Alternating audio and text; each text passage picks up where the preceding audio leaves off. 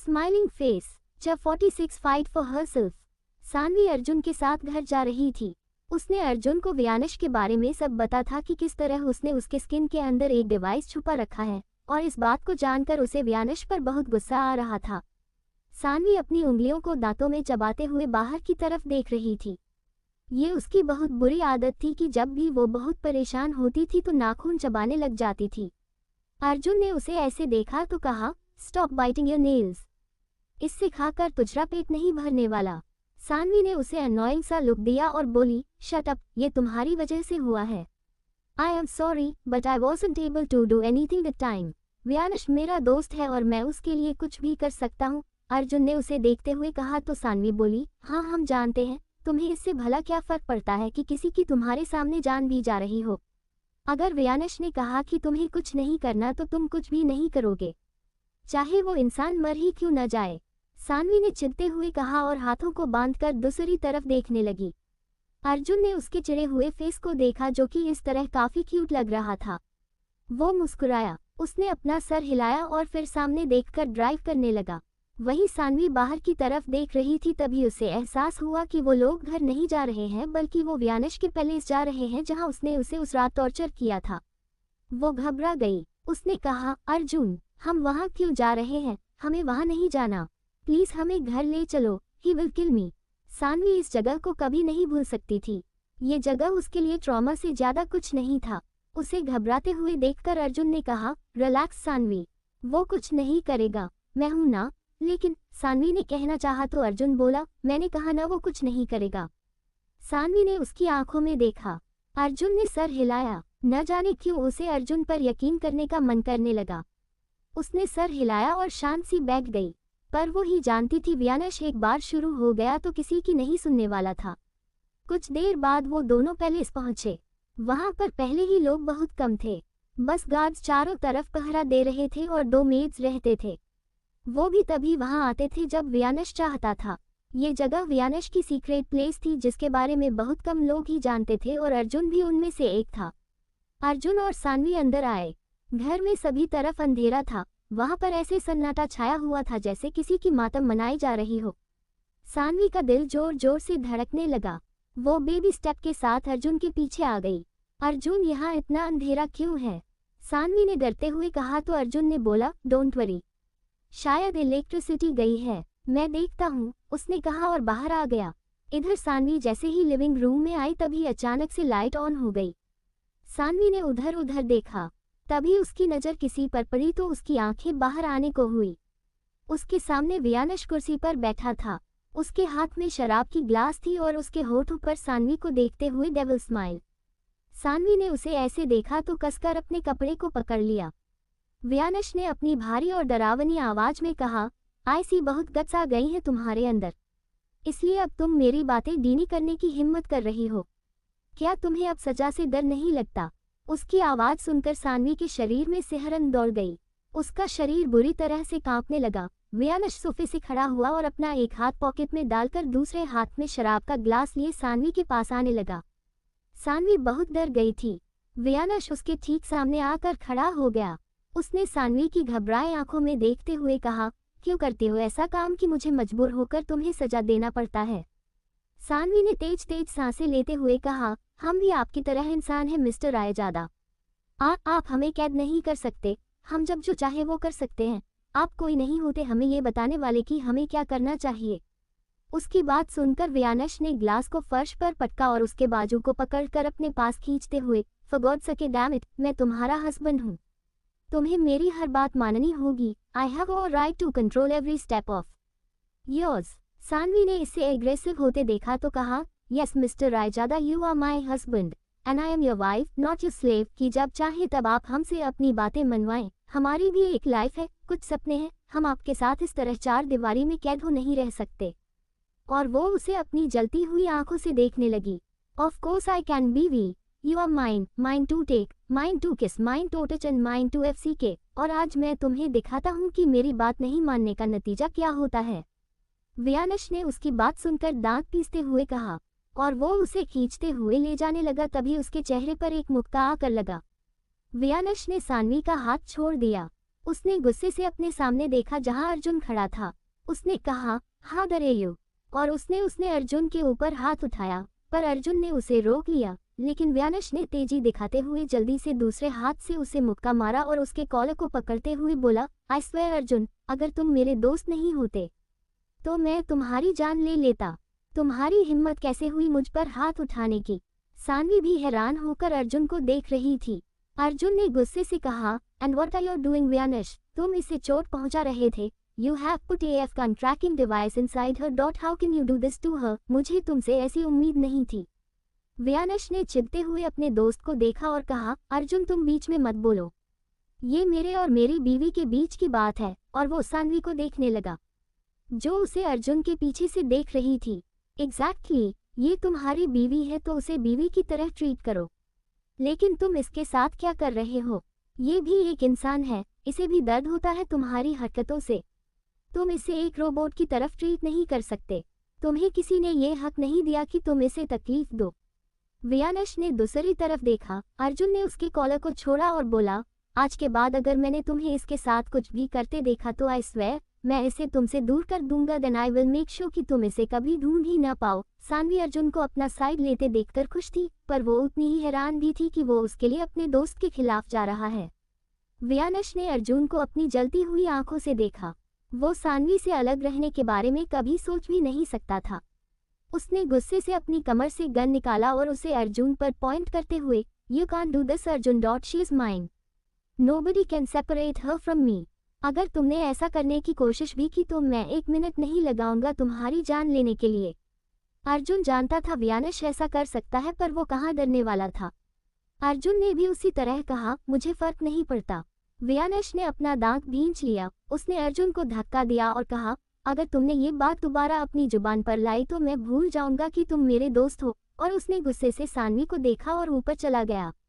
उसके जाने के बाद अर्जुन ने अपनी आंखें बंद कर ली और सानवी को देखा जो सुबकते हुए उसे देख रही थी।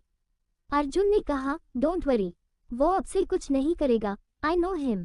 और उसने आंखों से सानवी को आश्वस्त किया।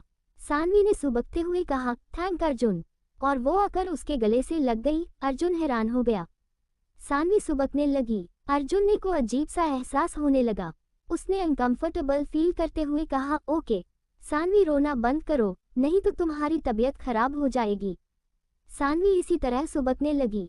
अर्जुन को समझ नहीं आया वो क्या कहे। कुछ देर बाद सानवी अपने आप ही चुप हो गई। वो अर्जुन से अलग हुई तो अर्जुन ने उसे देखा। सानवी का पूरा चेहरा लाल हो गया था और उसकी नाक बह रही थी। उसने अपने पॉकेट से रुमाल निकाला और उसके सामने कर दिया। सानवी ने उसे देखा और अर्जुन ने उसे आंसू साफ करने का इशारा किया। सानवी ने उसे लिया और सबसे पहले उससे अपने आंसू साफ किए और फिर नाक। ये देखकर अर्जुन हल्का सा मुस्कुराया। उसने कहा, अब तुम जाओ, आराम करो, अगर कुछ होगा तो मुझे बताना। उद्धरण चिन्ह। सानवी ने सर हिलाया और हल्का सा मुस्कुराए। अर्जुन ने उसे देखा और वहां से चला गया।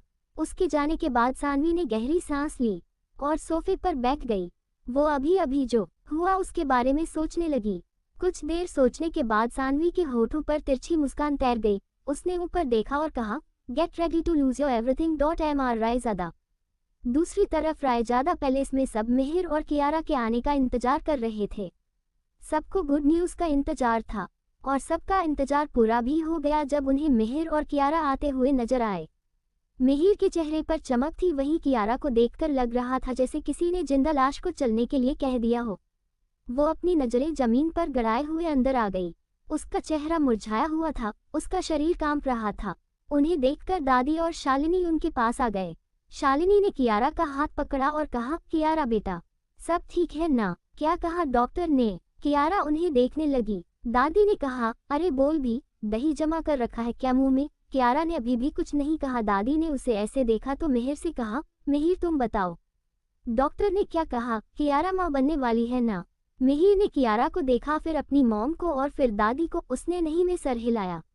ये देखकर दादी का मुंह उतर गया। उसने अपना हाथ हिलाया और कहा, फट्टे मुंह तेरे, आज सुबह सुबह न जाने किसकी शक्ल देखी थी। दादी ने निराशा में सर हिलाया। वो सोफे पर बैठते हुए बोली, पता नहीं किस मनहूस घड़ी में इस लड़की को अपनी बहू बनाने का फैसला किया। मुझे एक परपोता भी नहीं दे सकती। कियारा ने अपनी आंखें बंद कर ली और उसके आंखों से आंसू बहने लगे। वहीं शालिनी ने कियारा को देखा तो बुरा लगा। उसने कियारा को कंधों से पकड़ा और बोली, कोई बात नहीं बेटा, अगली बार जरूर अच्छा होगा, तुम अपना दिल छोटा मत करो। कियारा ने कुछ नहीं कहा। शालिनी ने मिहिर को उसे कमरे में ले जाने के लिए कहा। मिहिर कियारा को कंधों से पकड़कर कमरे में ले आया। उसने कमरे में लाकर कहा, किसी को कुछ भी बताने की जरूरत नहीं है, आए बात समझ में। उसकी बात सुनकर कियारा ने सर हिलाया और खाली आंखों से उसे देखने लगी। मिहिर ने कहा, जाओ खुद को ठीक करो, क्या हाल बना लिया है तुमने अपना। कियारा वॉशरूम में आ गई। उसने मिरर में खुद को देखा। उसकी हालत बहुत खराब थी। उसने अपने पेट पर हाथ रखा और खुद को देखा। उसकी भौहें तन गई, उसकी आंखें कठोर हो गई। उसने कहा, मैं तुम्हें कुछ नहीं होने दूंगी बेटे, mama won't let anything happen to you. और वो मुस्कुराने लगी। कुछ देर बाद उसकी मुस्कान बड़ी हो गई और वो जोर जोर से हंसने लगी। तभी वॉशरूम का दरवाजा मिहिर खटखटाते हुए बोला, पागल हो गई हो क्या, ऐसे जोर जोर से क्यों हंस रही हो। उसकी आवाज सुनकर कियारा चुप हो गई। उसने कहा, कुछ नहीं, बस ऐसे ही। मिहिर ने कहा, जल्दी बाहर आओ, मुझे फ्रेश होना है, बस 2 मिनट। कियारा ने कहा और उसने अपना चेहरा साफ किया और बाहर आ गई। मिहिर को देखकर उसने फिर से अपना चेहरा नीचे कर लिया। मिहिर ने सर हिलाया और वॉशरूम में चला गया। उसके जाने के बाद कियारा में गहरी सांस ली और फिर से मुस्कुराने लगी। Chapter 47 drunk Vyansh. दोपहर में हुए उसे इंसिडेंट के बाद सानवी रूम में आ गई, क्योंकि वो फिर से वियानिश के पास नहीं जाना चाहती थी, जब वो जानते हुए कि वो कितने गुस्से में है। उसने कमरे को देखा। उसे न जाने क्यों वियानिश का कमरा इतना क्रीपी वाइब देती थी। शायद उसे सब याद आ गया जब उसने बेड पर को देखा। उसे उस रात का भयानक मंजर याद आने लगा, वो दर्द भरी चीख और वो वियानिश का क्रूल एक्शन। उसने अपना चेहरा दूसरी तरफ कर लिया और आंखें बंद कर ली। उसने कहा, न जाने उन्होंने कितनी ही लड़कियों की जिंदगी इस बेड पर बर्बाद हुई होगी। और उसने अपना सर हिलाया। वो बालकनी में आ गई जहां से बाहर का पूरा व्यूज दिखता था। ये घर जंगल के बीच थी, इसलिए उसे जंगली जानवरों की आवाज आसानी से सुनाई दे रही थी। बाहर की ठंडी हवा उसे छू रही थी, जिसकी वजह से उसे बहुत अच्छा लग रहा था। कुछ देर इसी तरह बीत गया। जंगल के बीच घर होने की वजह से पता ही नहीं चला कब शाम होने लगी। उसने गहरी सांस ली और किचन में आई। उसने अपने लिए चाय बनाई और फिर लिविंग रूम में ही बैठ गई। वह फिर से नोवेल पढ़ने लगी थी। उसे नोवेल पढ़ना बहुत पसंद था। जब भी वो नोवेल में पढ़ती, वो अपने आसपास के रियल चीज़ों को छोड़कर अलग ही दुनिया बना लेती थी। जैसे जैसे वह पढ़ रही थी, उसके चेहरे के एक्सप्रेशंस बदल रहे थे। उसकी धड़कन तेज हो रही थी, मानो वह जो नोवेल पढ़ रही थी वह सब कुछ वह महसूस कर पा रही हो। अगले ही पल उसकी आंखों में आंसू बहने लगे। आगे के कुछ सीन्स पढ़ने के बाद वह चिल्लाते हुए बोली, फाइनली अंश और सोना फिर से मिले। अब उन्हें कोई अलग नहीं कर सकता। यह और वह खुशी से उछलने लगी। वह इतनी खुश थी कि उसे एहसास ही नहीं हुआ कि सब उसे देख रहे हैं। अचानक से वो शांत हो गई। सभी लोग उसे देख रहे थे। वो जल्दी ही इमेजिनेशन वर्ल्ड से बाहर आ गई। उसने कहा, आप सब हमें ऐसे देख क्यों रहे हैं, जाए अपना काम कीजिए। और वो चहकते हुए कमरे में आ गई। वो अंश और सोना के लिए बहुत खुश थी। उसने कपड़े बदल लिए और सोफे कमरे से बाहर आकर गेस्ट रूम में आ गई, क्योंकि वो एक पल भी उस कमरे में और नहीं रह सकती थी। उसने सोने से पहले ये शो कर लिया कि दरवाजा अच्छे से लॉक हो और वियानिश अंदर न आ पाए। जल्दी ही नींद ने सानवी ने अपने आगोश में ले लिया। इधर वियानिश लगातार शॉट पर शॉट्स मारे जा रहा था और आज उसे देखने की बारी ध्रुव, अक्षय और सौरभ की थी। उसके पीछे ही अर्जुन भी हाथ बांध कर खड़ा था। वियानिश को अब तक काफी नशा हो गया था। उसकी आंखें नशे में लाल थी। उसके शर्ट के कुछ बटन खुले थे। वो पूरी तरह से नशे में लग रहा था। वियानिश ने अर्जुन की तरफ इशारा किया और लड़खड़ाती जुबान में बोला, तुम सब सुन लो, ये साला आज से मेरा दोस्त नहीं है। ध्रुव, अक्षय और सौरभ का सर अर्जुन की तरफ घूम गया। उन तीनों ने उसे इशारा करके पूछा तो अर्जुन ने बस अपनी आंखें घुमाई। अक्षय ने चिढ़ते हुए कहा, वियानिश बताएगा आखिर बात क्या है। तू ये बात 100 बार बोल चुका है, आखिर इसने किया क्या है। इसने उसके सामने मेरी बेइज्जती की। वियानिश ने उसी तरह कहा। अर्जुन ने घूर कर उसे देखा। वही वियानिश ने कहा, इसने मुझे कहा ये मुझे उससे दूर ले जाएगा। वियानिश को खुद भी समझ नहीं आ रहा था वह क्या कह रहा था। ये भला तुझे उससे दूर क्यों ले जाएगा, और सबसे जरूरी सवाल, तू किसके बारे में बात कर रहा है। सौरभ ने झल्लाते हुए कहा। तो वियानिश बोला, वो मुझे मेरी बीवी से दूर ले जाना चाहता है। इसने मुझसे कहा कि ये मुझे उससे दूर ले जाएगा। आई स्वेयर अर्जुन, जिस दिन तुमने ऐसा किया उसी दिन समझ जाना वह दिन तुम्हारी जिंदगी का आखिरी दिन है। कहते हुए उसने अर्जुन के कॉलर को पकड़ लिया और उसे गुस्से से घूरने लगा। अर्जुन उसे बिना किसी भाव के देखने लगा। व्यानश ने कहा, अगली बार तूने ऐसा कुछ भी किया तो मैं तुम्हारी जान ले लूंगा। और उसके पैर लड़खड़ा गए। अर्जुन ने उसे कमर से पकड़ लिया। व्यानश उससे चिपक कर खड़ा हो गया। अर्जुन व्यानश की आंखों में देखने लगा। व्यानश भी उसे देखने लगा। उसने अर्जुन के गाल पर हाथ रखा और उसके चेहरे के करीब झुकते हुए बोला, तुम मुझे क्यों नहीं समझती लिटिल रैबिट? मैं तुम पर गुस्सा नहीं करना चाहता लेकिन तुम ही मुझे उकसाती हो। आई डोंट नो मुझे क्या हो जाता है तुम्हारे साथ। I really want to spend my whole life with you. और उसने अर्जुन को अपने पास खींच लिया पर अर्जुन ने उसे धक्का दिया और कहा, एक दूर रहो मुझसे, लोग तेरे साथ मुझे भी गलत समझेंगे। व्यानश लड़खड़ा गया। वहीं ये सब देख रहे अक्षय, ध्रुव और सौरभ भी हैरान थे। सौरभ ने व्यानश को पकड़ लिया। व्यानश संभल कर। यार, व्यानश ने कहा, दूर करो इसे मेरी नजरों से, मैं इसे देखना भी नहीं चाहता। व्यानश ने अर्जुन से कहा तो अर्जुन ने अजीब सा मुंह बनाया और चला गया। उसके जाने के बाद ध्रुव ने कहा, व्यानश तुझे ज्यादा चढ़ गई है, आई थिंक तुझे अब घर जाना चाहिए। व्यानश ने कहा, यस यू आर राइट, मुझे अब घर जाना चाहिए। मेरी बीवी मेरा इंतजार कर रही होगी। और वो सानवी को याद करते हुए मुस्कुराने लगा। ध्रुव ने कहा, ठीक है चल मैं तुझे घर छोड़ देता हूँ। व्यानश ने सर हिलाया। वो ध्रुव के साथ जाने लगा पर इसके पैर ठीक से नहीं चल रहे थे। ध्रुव उसे ले जाने लगा तो उसके पैर लड़खड़ा गए।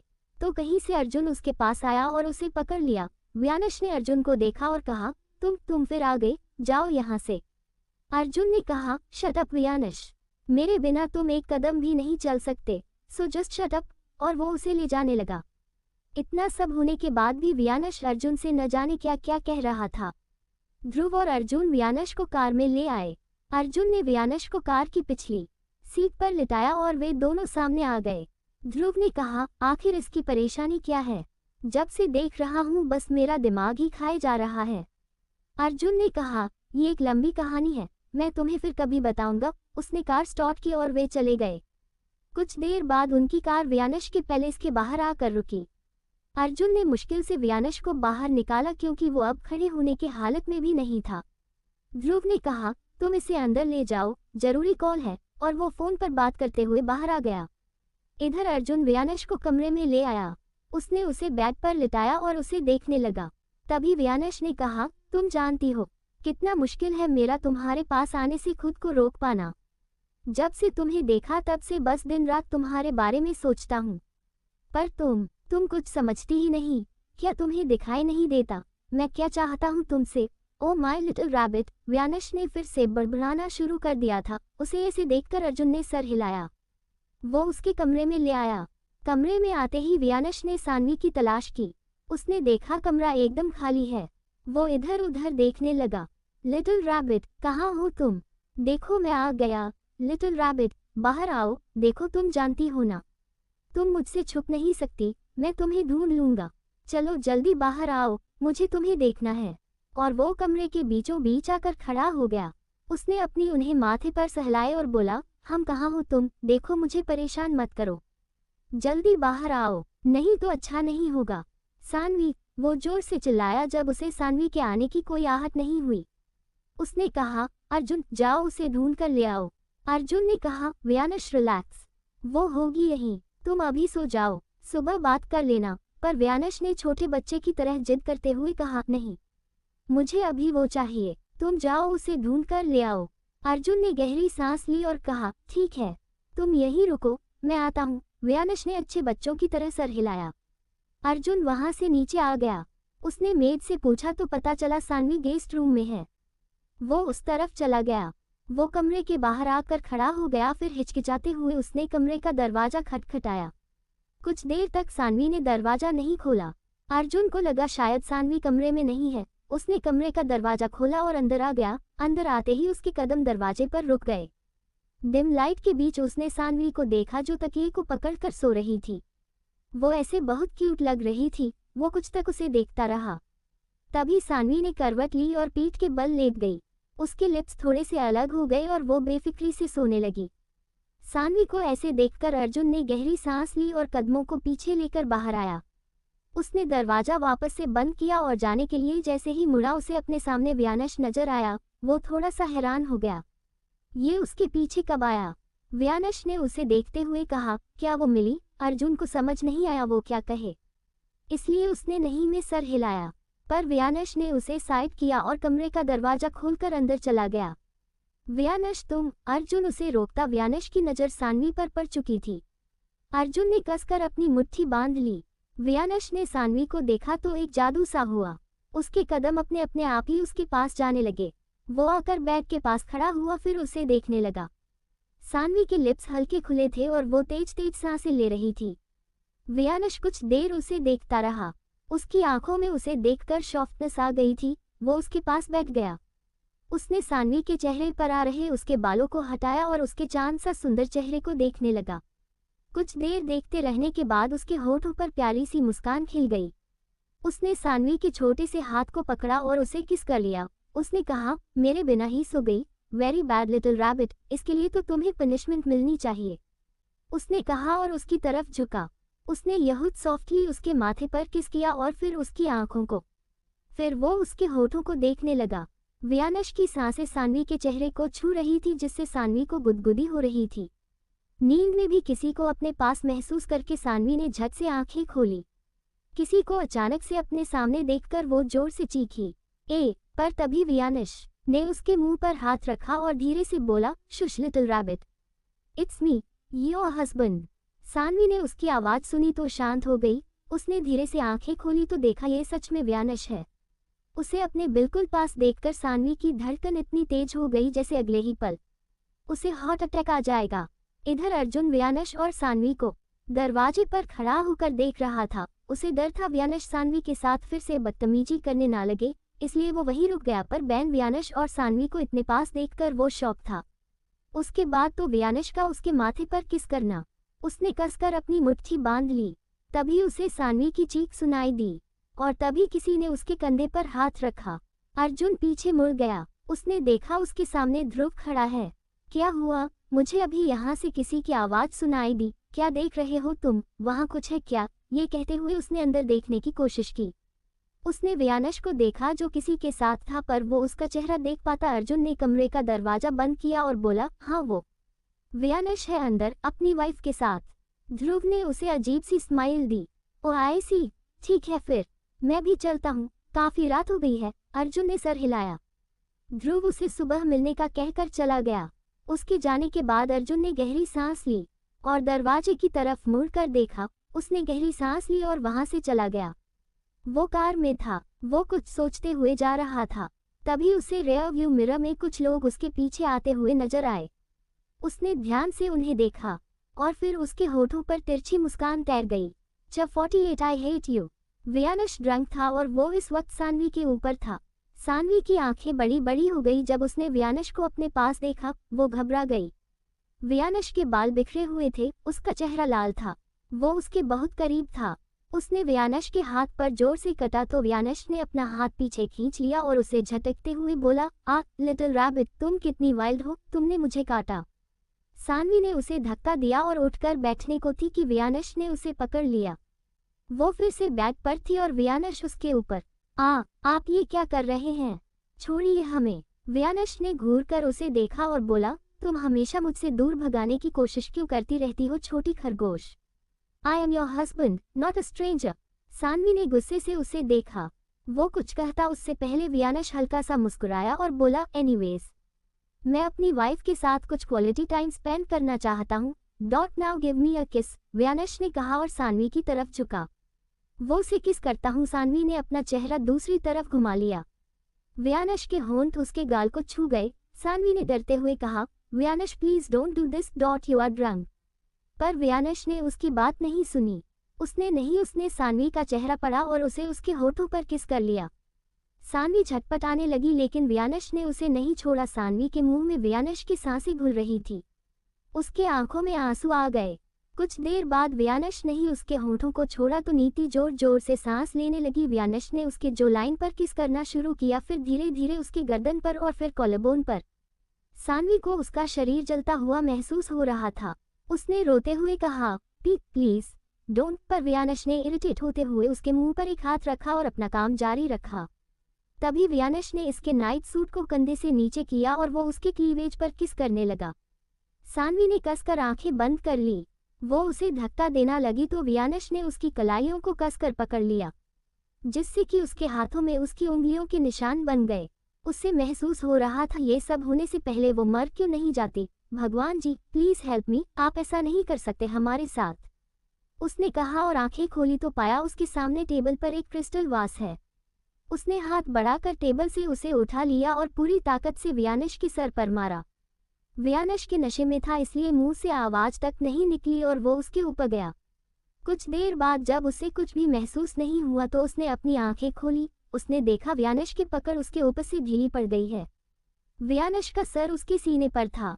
उसकी आंखें बंद थी और वो गहरी सांसें ले रहा था। वो सो चुका थी। उसने अपनी पूरी ताकत से व्यानश को धक्का दिया तो व्यानश उसके बगल में गिर गया। वो इस तरह गहरी सांसें लेने लगी। उसने अपने होठों को साफ किया और उसी तरह व्यानश को देखने लगी। उसने पूरी नफरत के साथ कहा, I hate you Vyansh, I hate you so much. दूसरी तरफ अपने पीछे आ रहे काज को देखकर अर्जुन के होठों पर तिरछी मुस्कान तैर गई। उसने कार की एक्सीलेटर पर पैर रखा और कार की स्पीड बढ़ा दी। उसने कहा, कम ऑन मदरकप। उसने जैसे ही कार की स्पीड बढ़ाई वो लोग भी उसके पीछे तेजी से आने लगे। रात काफी हो चुकी थी इसलिए सड़क पर बहुत कम लोग ही दिखाई दे रहे थे।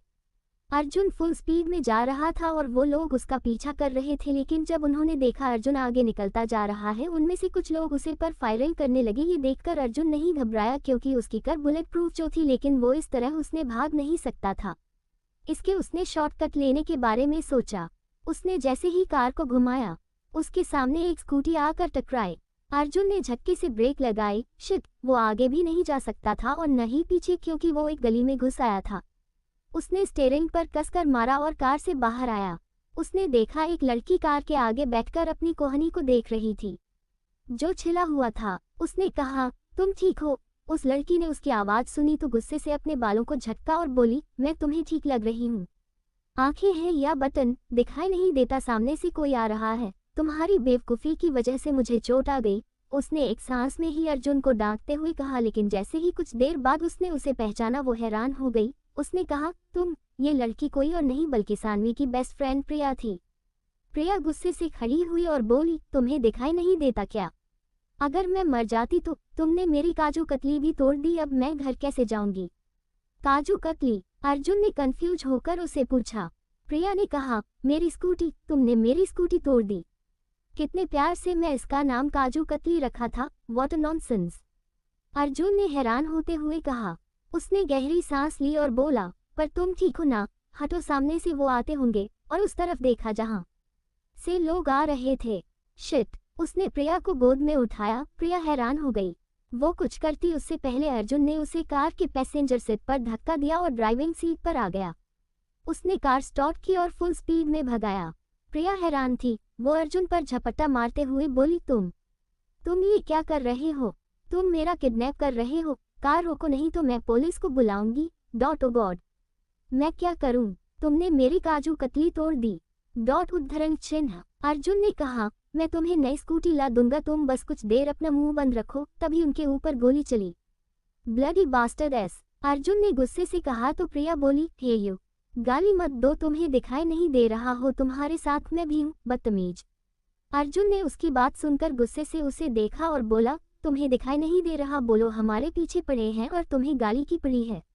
प्रिया ने कहा, एक्सक्यूज मी, वो लोग तुम्हारे पीछे पड़े हैं, मेरे नहीं। अभी गाड़ी रुको नहीं तो मैं कूद जाऊंगी।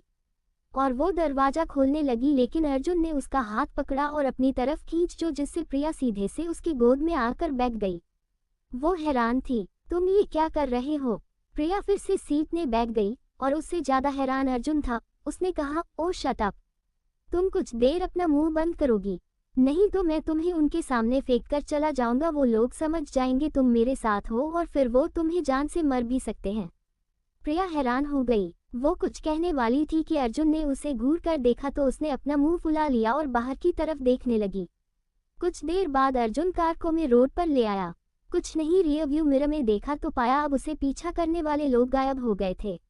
उसने राहत की सांस ली। ऐसा नहीं था कि वो उनसे लड़ नहीं सकता था, लेकिन इस वक्त प्रिया उसके साथ थी और वो नहीं चाहता था कि उसकी वजह से वो खतरे में पड़े। उसने कार स्लो की। उसने कहा, तुम्हारा घर कहाँ है? प्रिया ने मुंह फुलाए हुए ही कहा, वेस्ट साइड। अर्जुन ने कार घुमा दी। उसने कुछ देर में प्रिया को उसके घर पहुंचा दिया। प्रिया कार से बाहर जाने से पहले आखिरी बार अर्जुन को देखते हुए बोली, मेरी स्कूटी। अर्जुन ने आंखों को गोल घुमाते हुए कहा, हाँ मुझे याद है, तुम्हें मुझे याद दिलाने की जरूरत नहीं है। प्रिया ने कहा, मैं कैसे मान लूं? उसने इधर उधर देखा। उसे एक डैशबोर्ड पर एक फाइल पड़ी हुई नजर आया। उसने उसे उठा लिया और कार से बाहर जाते हुए बोली, तब तक ये मेरे पास रहेगा। और वो सीधा से दरवाजा खोलकर बाहर भाग गई। अर्जुन ने हैरानी से उसे देखा और कहा, ए रुको, उसे मुझे दो, वो मेरी इंपॉर्टेंट फाइल है। पर तब तक प्रिया घर के अंदर भाग गई। डैम इट, उसने 2-3 बार गहरी गहरी सांस ली और चला गया। जब 49 शॉपिंग। अगले दिन वियानश की आंख खुली तो उसके सर में बहुत दर्द था। उसे समझ नहीं आ रहा था उसे ये दर्द क्यों हो रहा था, क्योंकि उसे कुछ भी याद नहीं था। उसने इधर उधर देखा, वो गेस्ट रूम में था।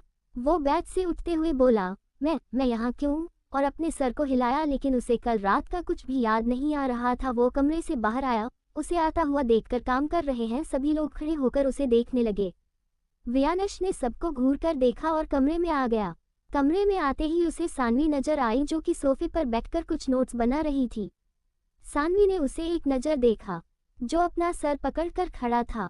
उसे याद आया कल रात वियानश ने उसके साथ क्या किया था, और फिर से काम करने लगी वही वियानश। वियानश अपना सर पड़े हुए मिरर के सामने खड़ा हो गया और अपने सर से बालों को हल्का सा हटाते हुए देखने लगा। उसने देखा उसके सर पर स्वेलिंग थी और हल्का सा कट भी लगा था, जिससे खून बाहर आकर सूख गया था। उसने कहा, ये मुझे कब लगा? क्या मैं रात में इतने नशे में था कि मुझे कुछ भी याद नहीं है? उसे वहां पर काफी दर्द भी हो रहा था। सानवी ने उसकी बात सुनी लेकिन कुछ भी नहीं कहा। आखिर वो कहती थी क्योंकि ये उसने दिया है। अचानक से वियानश ने उसे देखा तो सानवी ने अपना सर नीचे कर लिया और जल्दी जल्दी अपना हाथ चलाने लगी। वियानश ने आंखें छोटी करके उसे देखा और कहा, सुनो, कल रात कुछ हुआ था क्या? सानवी ने उसे देखा और बोली, नहीं, कल रात क्या हुआ? कुछ भी तो नहीं, बस आपको पागलपन के दौरे पड़ गए थे। उसने ये बात धीरे से कही जिसे वियानश नहीं सुन पाया। उसने सर हिलाया और बोला, ठीक है, मैं फ्रेश होकर आता हूँ, हम साथ में ब्रेकफास्ट करते हैं।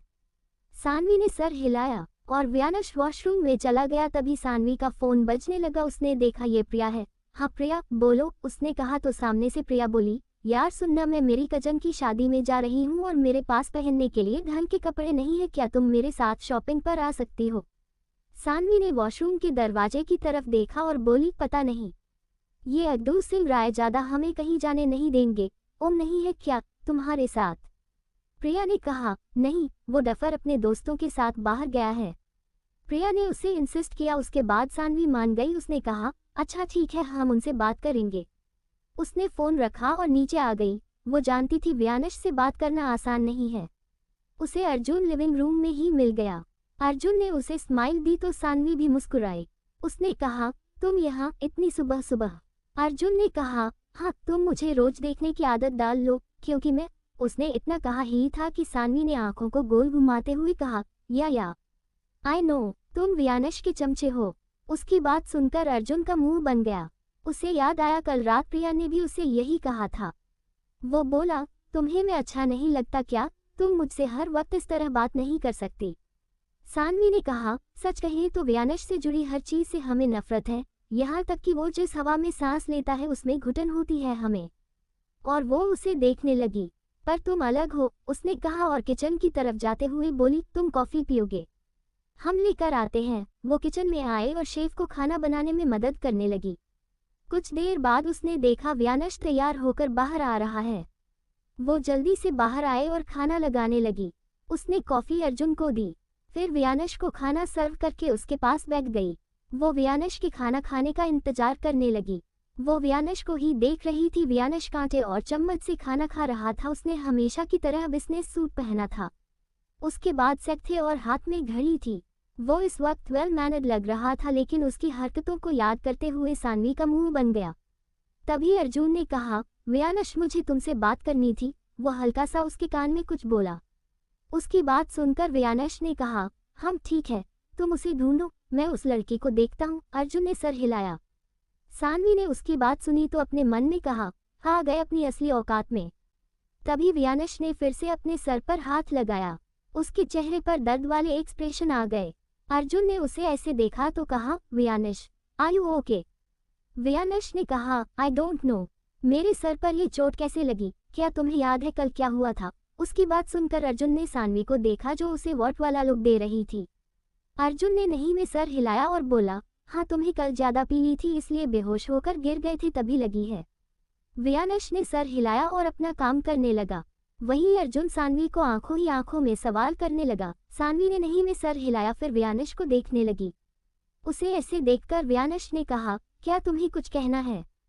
सानवी जल्दी जल्दी कर हिलाते हुए बोली, हाँ वो, हम कह रहे थे कि हमें कुछ देर के लिए बाहर जाना है। व्यानश ने कहा, कोई खास वजह? तो सानवी बोली, हाँ वो प्रिया को शॉपिंग पर जाना है। तो व्यानश ने आंखें छोटी करके उसे देखा और बोला, तो उसे जाने दो ना, तुम्हें जाने की क्या जरूरत है? एक्सक्यूज मी मिस्टर रायजादा, वो हमारी बेस्ट फ्रेंड है, अगर हम उनसे मिलना चाहते हैं तो हम मिलेंगे, आपको कोई ऐसी परेशानी नहीं होनी चाहिए। उसे गुस्सा करते देखा तो कहा, ठीक है पर तुम अर्जुन को अपने साथ लेकर जाओगी।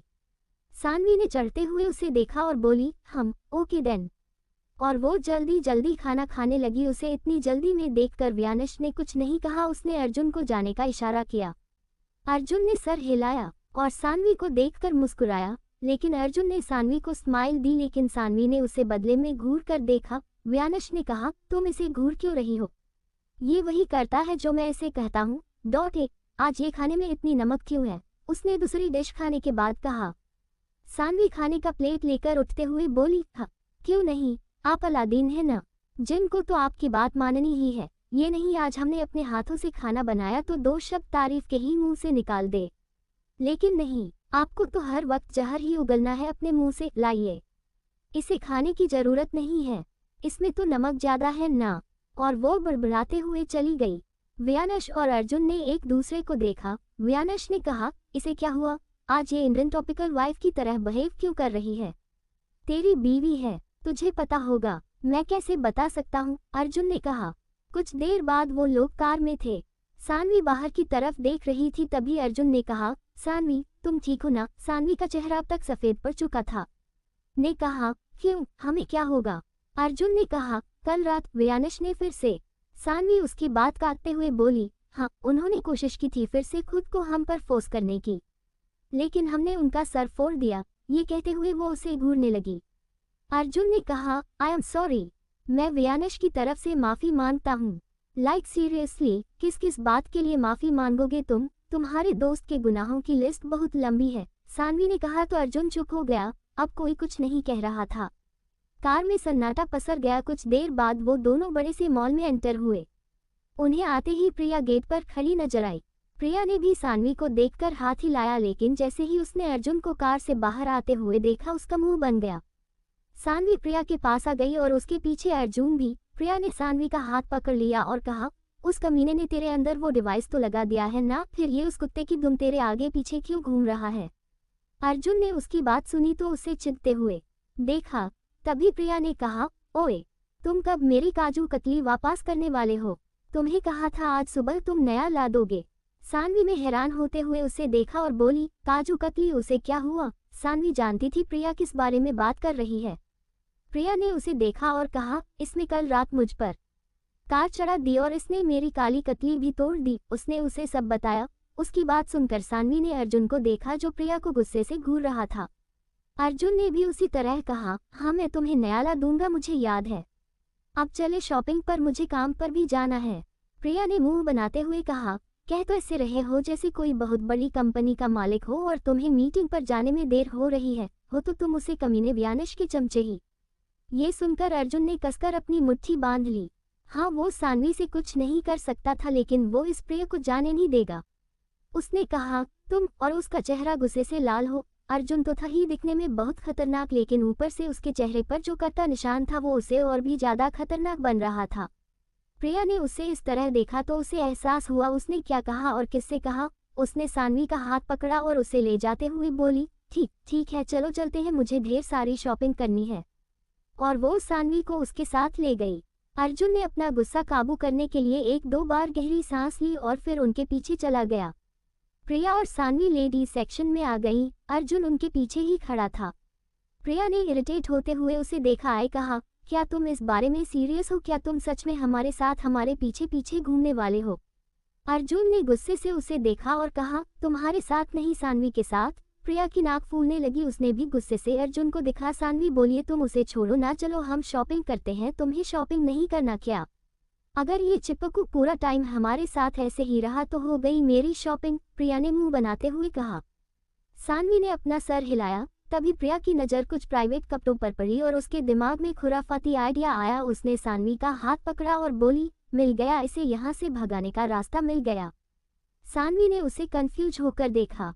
तभी प्रिया ने लेडीज थिंग्स को उठा लिया और उसे सानवी को दिखाते हुए बोली, सानवी देखिए कैसा रहेगा मुझ पर। सानवी ने हैरानी से उसे देखा और फिर अर्जुन को, जो मुंह खोलकर प्रिया को देख रहा था।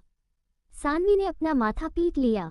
नहीं आया क्या तुझे पसंद? मैं कुछ और ट्राई करूं? उसने इसी तरह लड़कियों के प्राइवेट कपड़े उठा लिए। अब तक अर्जुन के गाल पूरी तरह से लाल हो चुके थे। उससे अब एक मिनट भी उनके साथ रहा नहीं जा रहा था। इसलिए उसने गला साफ करते हुए कहा, तुम दोनों देखो, मैं बाहर खड़ा हूँ। सानवी ने सर हिलाया। अर्जुन वहां से चला गया। उसके जाने के बाद प्रिया खुशी से उछलने लगी। वो सानवी के पास आए और बोली, देखा कितना आसान था इससे पीछा छुड़ाना। चल अब हम शांति से शॉपिंग कर सकते हैं। जब 50 गिफ्ट्स। सानवी ने अपने लिए कुछ भी नहीं खरीदा, लेकिन प्रिया ने भर भर कर कपड़े उठा लिए। प्रिया ने पूछा, तुम कुछ नहीं ले रही? सानवी ने कुछ कपड़े उठा लिए और कहा, हम लेना तो चाहते हैं पर अभी हमारे पास ज्यादा पैसे नहीं है। उसने गहरी सांस ली। उसने सोचा वो अपने पापा से इस बारे में बात करेगी। प्रिया ने आंखें गोल घुमाते हुए कहा, कम ऑन सानवी, तेरा पति इस शहर का ही नहीं पूरे देश का सबसे अमीर आदमी है। अगर तू कहेगी तो ऐसे 100 जोड़ी कपड़े तेरे पास होंगे और तुझे पैसों की पड़ी है। सानवी ने गुस्से से उसे देखा और कहा, वो हमारा पति नहीं है। उन्होंने हमसे बस जबरदस्ती शादी की है, इससे ज्यादा और कुछ नहीं। उसने इतना कहा ही था कि प्रिया ने उसके दुपट्टे को गले से थोड़ा सा हटाया और वहां नजर आ रहे लाइट पर्पल कलर के हिकी को दिखाते हुए बोली, हाँ वो तो नजर आ ही रहा है। क्या मतलब? सानवी ने कंफ्यूज होते हुए पूछा तो प्रिया ने उसके गर्दन की तरफ इशारा किया। सानवी नहीं जब उन निशानों को देखा तो उसकी आंखें बड़ी बड़ी हो गई। उसने जल्दी से अपना दुपट्टा ठीक किया और हकलाते हुए बोले, नहीं, ऐसी बात नहीं है, ये कल रात। वो बोल रही कि प्रिया ने कहा, अच्छा ठीक है, तुझे मुझे कुछ भी एक्सप्लेन करने की जरूरत नहीं है। सानवी ने पाउट बना लिया। प्रिया ने कहा, चल अब ले, मैं पे कर दूंगी तेरे के। सानवी ने कहा, नहीं, इसकी जरूरत नहीं है, हमारे पास पहले ही बहुत कुछ है। उस अद्दू सिंह रायजादा ने पहले ही हमारा वार्डरोब भर दिया है। उद्धरण चिन्ह। प्रिया ने कंधे उठाते हुए कहा, ठीक है, मैं इन्हें ट्राई करके आती हूँ, तुम यहीं रुको। सानवी ने सर हिलाया। प्रिया कपड़े ट्राई करने चली गई। उसने 3-4 ड्रेस पहनकर सानवी को दिखाया तो सानवी ने अंगूठा दिखाकर उन्हें अप्रूव किया। तभी उसकी नज़र एक बच्चे पर पड़ी और जो कि शायद अपनी मम्मी से अलग हो गया था। वो उसके पास आ गई। इधर अर्जुन का अब सब्र का बांध टूटता जा रहा था। न जाने ये लड़कियां कितनी देर और शॉपिंग करने वाली है। वो अंदर आया। उसने इधर उधर देखा लेकिन उसे न तो प्रिया नजर आई और न ही सानवी। वो परेशान हो गया, ये लोग कहाँ गए? उसे याद था वो बस बाहर ही खड़ा था और उसे बाहर जाता हुआ कोई नजर नहीं आया। वो इधर उधर ढूंढने लगा। तभी उसे लगा जैसे वो दोनों चेंजिंग रूम में हो। उसे थोड़ी परेशानी हुई लेकिन वो एक चेंजिंग रूम के सामने आकर खड़ा हुआ। उसने हिचकी जाते हुए दरवाजे पर नॉक किया। Sanvi are you there? पर उसे वहां से एक लड़की की आवाज आई। अर्जुन ने कहा, ओ इट्स ओके। उसे अब समझ नहीं आया वो किससे पूछे। तभी उसे अंदर से प्रिया की आवाज आई, यार सानवी, मुझे ये ड्रेस बहुत अच्छी लग रही है बट इसका प्राइस बहुत ज्यादा है। क्या करूं? मैं अच्छी तो लगूंगी न इसमें? अर्जुन ने अपना सर हिलाया। ये लड़कियां भी न, इनके पास बस यही काम होता है। वो जाने लगा तभी एक बच्ची उसके पास आए और उसके हाथ को पकड़कर खींचते हुए बोली, अंकल एक फोटो लो ना मेरी। और उसने उसे अपना फोन पकड़ा दिया। अर्जुन ने हैरानी से उसे देखा। हाँ बस अब यही काम रह गया था उसके पास। वो बच्ची पोज देने लगी और अर्जुन ने गहरी सांस ली और उसकी क्यूट क्यूट सी फोटोज लेने लगा। तभी प्रिया ने दरवाजा खोला और बोली, टैड, मैं कैसी लग रही हूँ? अर्जुन ने उसे देखा तो बस देखता ही रह गया। हॉट रेड ड्रेस में वो बहुत सेक्सी लग रही थी। अर्जुन तो बस उसे अपनी नजरें जाता ही नहीं पा रहा था। उससे लाल ड्रेस में उसकी क्लीवेज साफ एक्सपोज हो रही थी। उसकी कर्वी फिगर बहुत अट्रैक्टिव थी, ऊपर से उसके बाल खुला थे। वो आंखें फाड़ कर उसे देख रहा था। तभी प्रिया जोर से चिल्लाई, तुम यहाँ क्या कर रहे हो? सानवी कहाँ है? अर्जुन अपने होश में आया। उसने इधर उधर देखा। तभी प्रिया ने गुस्से से कहा, तुम मेरी फोटो ले रहे थे न? नहीं, मैं। अर्जुन ने कहना चाहा, लेकिन तब तक प्रिया उसके पास आए और उसके हाथ से फोन छीनकर उस पर चिल्लाते हुए बोली, यू नो व्हाट, तुम और तुम्हारा बॉस एक जैसे हो। तुम्हारी हिम्मत कैसे हुई बिना मेरी परमिशन की फोटो लेने की? बदतमीज कहीं के। उसके इस तरह चिल्लाने से सब उन्हें देखने लगे। अब अर्जुन के गुस्से की हद नहीं रही। प्रिया फोन को देखने जा रही थी कि अर्जुन ने उसका हाथ पकड़ा और उसे अपने पास खींच लिया। प्रिया हैरान हो गई। क्या कर रहे हो तुम? अर्जुन ने कहा, वही जो तुमने कहा, बदतमीजी कर रहा हूँ तुम्हारे साथ, दिखा रहा हूँ बदतमीजी किसे कहते हैं। और हो उसकी पीठ पर हाथ फेरने लगा।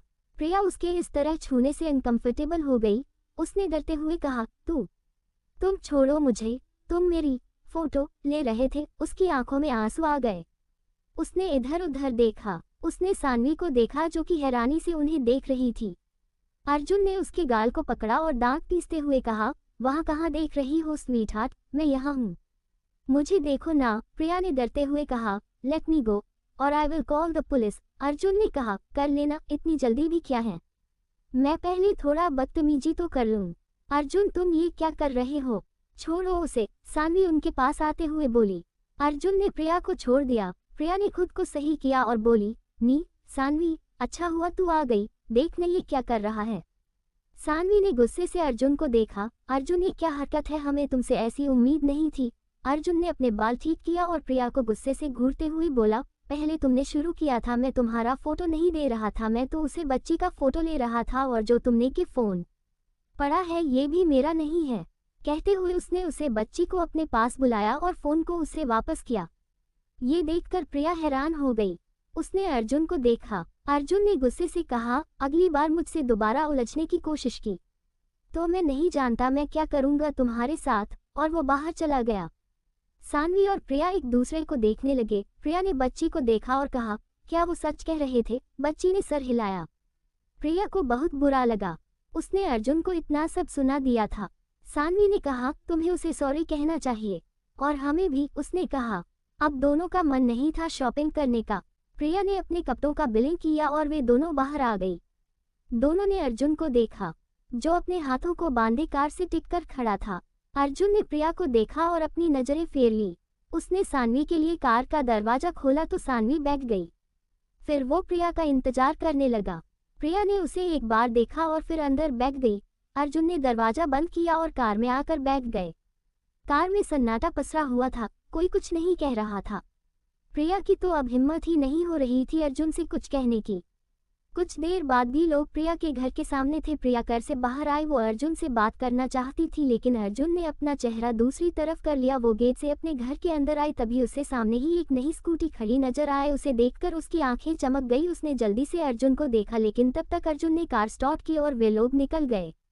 सानवी ने कहा, अर्जुन, आई एम सॉरी, प्रिया की तरफ से हम तुमसे माफी मांगते हैं। अर्जुन ने कहा, इट्स ओके। वो लोग व्यानश के पैलेस की तरफ निकल गए, लेकिन सानवी ने कहा, अर्जुन, क्या तुम हमें घर छोड़ दोगे? हमें वहाँ अकेले अच्छा नहीं लगता। अर्जुन ने सर हिलाया। कुछ देर बाद वे लोग पैलेस के अंदर थे। शालिनी ने सानवी को देखा तो कहा, अरे सानवी बेटा, तुम आ गई। सानवी ने एक स्माइल दी और उनके गले से लग गई।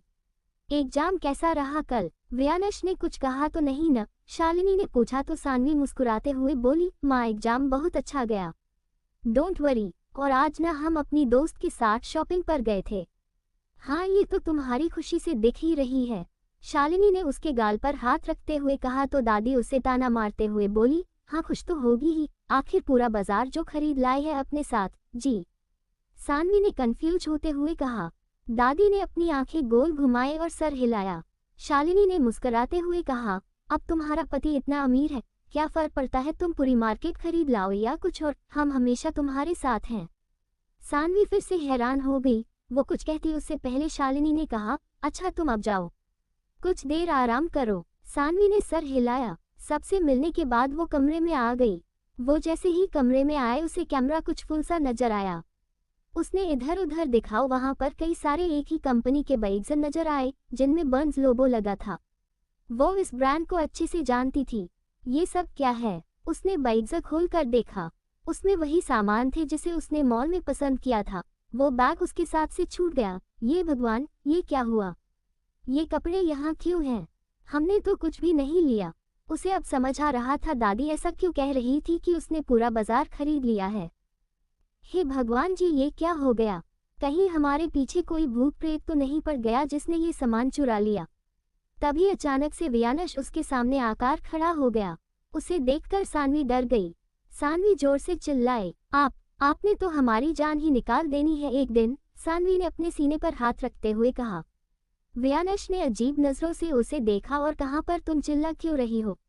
सानवी ने कहा, देखिए ना, ये सामान ये हम लेकर नहीं आए। पता नहीं अपने आप ही यहाँ आ गए हैं। हमें लगता है हमारे पीछे कोई भूत प्रेत पड़ा है जिसने हमारे पीछे से इन्हें यहाँ लाकर छोड़ दिया और उसका मुंह रोने वाला हो गया। वियानश ने घूर कर उसे देखा और कहा, हाँ, और वो भूत मैं हूँ जिसने ये सामान खरीदा। सानवी हैरान हो गई। क्या आपको शर्म नहीं आती? इतने बड़े होकर भी आप चोरी करते हैं। वियानश ने अपने गुस्से को काबू करने के लिए अपनी आंखें बंद कर ली। उसने कहा, मैंने चोरी नहीं की, खरीदा है इन्हें। फिर सानवी ने कहा, क्या? पर क्यों? डोंट से आप इन्हें पहनने वाले हैं। वियानश ने हैरानी से उसे देखा। ऑफ कोर्स वो इन्हें नहीं पहन सकता क्योंकि ये उसने उसके लिए खरीदा है। उसने सार्कास्टिक टोन में कहा, मैं भला इन्हें क्यों पहनूंगा? मैंने तो ये एक भूतनी के लिए लिया है। सानवी ने मन लटकाते हुए कहा, ओह, हमें लगा ये हमारे लिए हैं। पर कोई बात नहीं वियानश जी, आप कितने दानवीर इंसान हैं। भूत के लिए कपड़े खरीदते हैं, हमें आपके अच्छे काम पर गर्व है। वियानश ने घूर कर उसे देखा और कहा, स्टूपिड, ये कपड़े मैंने तुम्हारे लिए खरीदा है। सानवी की आंखें बड़ी बड़ी हो गई। उसने हैरानी से कहा, क्या हमारे लिए? पर वो कुछ कहने को थी कि वियानश ने उसके होठों पर अपनी उंगली रखी और उसे चुप कराते हुए बोला, शुश, मैं जानता हूँ तुमने मॉल से कुछ नहीं खरीदा, इसलिए मैंने तुम्हारे लिए पूरा मॉल ही खरीद लिया। सानवी उसे बड़ी बड़ी आंखों से देखने लगी। वियानश उसकी आंखों में देखने लगा। सानवी ने धीरे से कहा, क्या आपने सच में ये हमारे लिए खरीदा है? वियानश ने हाँ में सर हिलाया। सानवी की मुस्कान बड़ी सी हो गई। उसने बच्चों की तरह एक्साइटेड होते हुए कहा, ओह थैंक यू वियानश जी, आपको नहीं पता हमें इन चीजों की कितनी जरूरत थी। वियानश प्राउडली मुस्कुराया। चलो सानवी उसके किसी तो कम से खुश हुई। 51 नजदीक किया। सानवी कमरे में आए और फिर से बाइक्स को खोलकर देखने लगी। उसने एक बॉक्स से ग्लास फ्रेम निकाला और कहा, आपको पता है हम इसमें हमारी फोटो लगाएंगे और हमें इसे वहां लगाएंगे, उस दीवार पर। उसने लेफ्ट की तरफ इशारा किया। वियानश ने उसे देखा। सानवी ने फिर जल्दी जल्दी दूसरा बॉक्स खोला और फिर और भी सामानों को निकालने लगी। उसने एक्साइट होते हुए उन सब की जगह भी चुन ली। उसने एक गौतम बुद्ध की पेंटिंग निकाली और दीवार पर टंगी पेंटिंग की तरफ इशारा करते हुए बोली, हम इसे वहां लगाएंगे। वियानश ने उस तरफ देखा। वहां पर एक बहुत ही महंगी पेंटिंग लगी थी जिसे उसने ऑक्शन में खरीदा था। वो बोला, नहीं वहां पर नहीं, तुम इसे कहीं भी लगा सकती हो लेकिन वहां पर नहीं। सानवी उससे जिद करते हुए बोली, वियानश जी प्लीज, हमें ये यही लगाना है, देखिए ना कितना अच्छा लगेगा। और उसने पपी फेस के साथ उसे देखा। उसे ऐसे देखकर वियानश ने अपना सर हिलाया और कहा, ठीक है, तुम्हें जो करना है करो। और वो अपनी टाई यूज करते हुए वॉशरूम में जाने लगा तो सानवी ने उसका हाथ पकड़ लिया। वियानश जी, वियानश ने उसे देखा। सानवी उसके पास आए और उसकी आंखों में देखते हुए अपनी स्वीट वॉइस में बोली, थैंक यू, आपने इतना सब हमारे लिए किया। सानवी की नीली आंखें मोती को तरह चमक रही थीं। उसकी आंखें देखकर ही सानवी का दिल भाग मिल्खा भाग बन गया। सानवी का भी यही हाल था। कुछ देर के लिए उसके दिमाग से निकल गया कि वियानश ने उसके साथ क्या किया है। वो उसकी आंखों की गहराई में डूबने लगी। वियानश के हाथ अपने आप ही उसकी कमर पर लिपट गए। उसने उसे अपने पास खींच लिया। वियानश ने कहा, यही तो एक हस्बैंड का फर्ज होता है ना, कि वो उसकी बीवी की हर विश पूरी करे। ये कहने के वियानश उसे देखने लगा, पर उसकी बात सुनकर सानवी की आंखों में कुछ तो बदलाव हुए। उसने कहा, रियली? फिर आप हमें हमारी आज़ादी लौटा क्यों नहीं देते? सानवी ये कहना नहीं चाहती थी, उसके मुंह से निकल गया था। वियानश जो अपने ख्यालों में खोया हुआ था, उसने जब सानवी की बात सुनी तो उसकी आंखें गहरी हो गई। उसने उसकी कमर को कसकर पकड़ लिया, इतनी कि उसकी उंगलियां सानवी की स्क्रीन पर धंसने लगी। उसने अपनी भारी आवाज में कहा, तुम मुझसे कुछ भी मांग सकती हो इसे छोड़कर, क्योंकि तुम सिर्फ मेरी हो। सानवी ने अपनी लार निगल ली। वो ये कैसे भूल सकती थी कि इस वक्त वो इस व्यानश सिंह रायजादा के सामने खड़ी है जिसे लोगों के इच्छाओं से कोई मतलब नहीं है। उसने अपना सर झुका लिया और गला साफ करते हुए बोली, आई थिंक हमें फ्रेश होना चाहिए। दिन का वक्त हो गया है। व्यानश ने उसे छोड़ दिया और कमरे में बने एक स्टडी रूम में आ गया। सानवी उसे देखने लगी। उसने गहरी सांस ली और वॉशरूम में आ गई। उसने कपड़े बदले और किचन में आ गई। उसने देखा वहां कियारा पहले से ही मौजूद है। कियारा का सर नीचे झुका हुआ था और वो चुपचाप खाना बना रही थी। भाभी, कियारा ने उसे देखा लेकिन कोई रिएक्शन नहीं दिया। भाभी, माँ ने बताया हमें कल क्या हुआ। हमने तो पहले ही कहा था कि बिना चेकअप के ये बता पाना मुश्किल है, पर उन्होंने हमारी बात नहीं सुनी। कियारा ने उसे खाली आंखों से देखा पर कुछ नहीं कहा। इसी तरह रात हो गई। सब ने डिनर किया। व्यानश को छोड़कर वो आज भी नीचे नहीं आया। सब डिनर के लिए बैठ गए। नीचे भी बैठने को थी कि दादी ने उसे रोकते हुए कहा, ये लड़की, तुम यहाँ क्यों बैठ रही हो? जाओ व्यानश को देखकर आओ उसने खाना खाया या नहीं। मेरे व्यानश को भूखा मारने का इरादा है क्या? ये सुनकर सानवी का मुंह बन गया। उसने धीरे से कहा, ये दादी और पोते एक दिन हमारी जान लेकर ही मानेंगे। अब तक उसे पता चल गया था कि व्यानश जदादार ऑफिस में ही खाना खाता था। उसने कहा, जी हम देख कर आते हैं, और वो जाने लगी तो आदित्य ने कहा, मॉम आप इस बेचारी को परेशान क्यों कर रही हैं? व्यानश ने ऐसा पहली बार तो नहीं किया। सानवी ने उन्हें देखा। आदित्य ने उसे देखा और फिर से खाना खाने लगा। दादी ने कहा, तब की बात अलग थी। अभी उसकी शादी हो गई। कम से कम उसकी बीवी का तो फर्ज बनता है उसका ख्याल रखने का। सानवी ने गहरी सांस ली और किचन में आ गई। उसने अपने और व्यानश के लिए चुपचाप खाना लिया और कमरे में आई। उसने व्यानश को देखा जो टेबल पर लैपटॉप लेकर बैठा था। सानवी उसके पास आए और खाने को टेबल पर रखा। व्यानश ने उसे देखा और कहा, क्या कर रही हो? सानवी ने कहा, दिखाई नहीं देता, हम खाना लेकर आए हैं। व्यानश लैपटॉप पर नजर गड़ाए हुए बोला, बट मुझे भूख नहीं है। सानवी ने कहा, आई नो, इसलिए तो हम सिर्फ अपने लिए लेकर आए हैं। कहते हुए वो खाना खाने लगी। व्यानश ने उसे देखा तो कहा, तो तुम मेरे पास बैठकर क्यों खा रही हो? उनके साथ ही खाना चाहिए। सानवी ने मुंह बनाया और कहा, हाँ हम उनके साथ ही खाना खाने जा रहे थे, लेकिन आपकी दादी का हम क्या ही करें। उन्होंने कहा हमें आपके लिए भी खाना लेकर आने के लिए, तो बस हम यहाँ आ गए। और आपके पास बैठकर खाने का ये रीजन है कि हमें अकेले खाने की आदत नहीं है। हम हमारे घर में मम्मी पापा और चंचल सब बैठकर एक साथ खाना खाते थे और बहुत बातें करते थे। अपनी फैमिली को याद करके सानवी के चेहरे पर एक अलग ही सुकून था। उसने कहा, आपको पता है, जब जब हम खाना बनाते थे तो पापा जमकर हमारी तारीफ करते थे। कहते थे हम बहुत बड़ी कुक बन सकते थे, डॉक्टर का प्रोफेशन नहीं चुना होता तो। हाँ हाँ हाँ। और वो हंसने लगी। व्यानश उसे देखने लगा। सानवी ने आगे कहा, और आपको पता है, लास्ट टाइम ना, जब हमने खाना बनाया था तो पापा के खाने में जानबूझकर ज्यादा नमक डाल दिया था। फिर भी पापा ने कुछ नहीं कहा और खाना खा लिया। I miss him so much, काश हम उनके पास होते।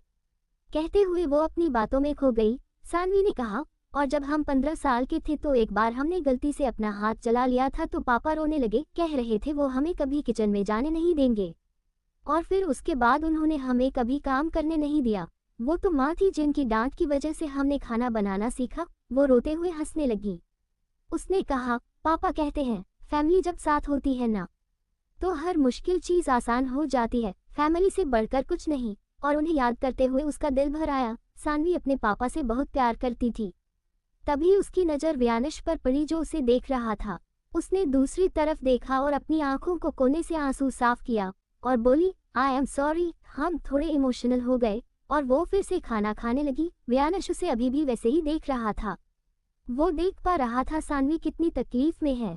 सानवी ने कहा, वैसे आपकी क्या कहानी है? माँ ने बताया आप सबके साथ खाना नहीं खाते। ऐसा क्यों? उसके सवाल पर व्यानश ने उसे अपनी नज़र फिर ली और कहा, क्योंकि मुझे टाइम नहीं मिलता। सानवी ने कहा, इसमें टाइम ना मिलने वाली कौन सी बात है, फैमिली के लिए वक्त निकाला जाता है। और वो खाना खाने लगी। व्यानश ने उससे कुछ नहीं कहा। वो बस उसे देखने लगा। सानवी जो भी उससे कह रही थी वो सब उसने कभी फील नहीं किया था। उसकी एक फैमिली तो थी, पर उसने उनके साथ बैठकर कुछ देर बाद उसने खाना खाया और प्लेट्स उठाते हुए बोली, हमारा हो गया। अगर आपको भूख लगे तो इसमें से खा लेना, उस साइड का आपका है। हमने किचन में खड़े होकर पूरे 2 घंटे तक बनाया है इसे, सिर्फ आपके लिए। डॉट उद्धरण चिन्ह। और वो जाने लगी तो व्यानश ने इसके हाथ को पकड़ा तो सानवी ने उसे देखा। व्यानश ने कहा, अब इतने प्यार से बना ही लिया है तो उतने ही प्यार से खिला भी दो, और वो उसे सॉफ्ट आंखों से देखने लगा। ये पहली बार था जब सानवी उसकी आंखों को सॉफ्ट होते हुए देख रही थी। उसका दिल जोर से धड़कने लगा। उसने सर हिलाया और उसके पास बैठ गई। उसने चम्मच में खाना लिया और उसके मुंह के आगे किया। व्यानश कुछ देर उसे देखता रहा, फिर खाना खाने लगा। कोई कुछ नहीं कह रहा था। व्यानश बस उसे देख रहा था। सानवी ने कहा, आप हमें इस तरह क्यों देख रहे हैं? क्या हमारे चेहरे पर कुछ लगा है? व्यानश अपने सेंस में लौटा। उसने कहा, हाँ, वो तुम्हारे चेहरे पर कुछ लगा है, देखो। और उसने उसके गाल की तरफ इशारा किया। सानवी अपने चेहरे को साफ करने लगी। कहाँ, किधर, क्या लगा है? व्यानश ने उसे मुस्कुराते देखा और बोला, हाँ, वो ब्यूटी, तुम्हारे चेहरे पर ब्यूटी लगी है। ये सुनकर सानवी व्यानश को घूरने लगी और व्यानश ने उसे आई विंकिंग फेस की। सानवी ने उसे डिसबिलीफ में देखा। सानवी ने कहा, आप हमसे फ्लर्ट कर रहे हैं? व्यानश ने कहा, of course, you are my बीवी and I can do whatever I want.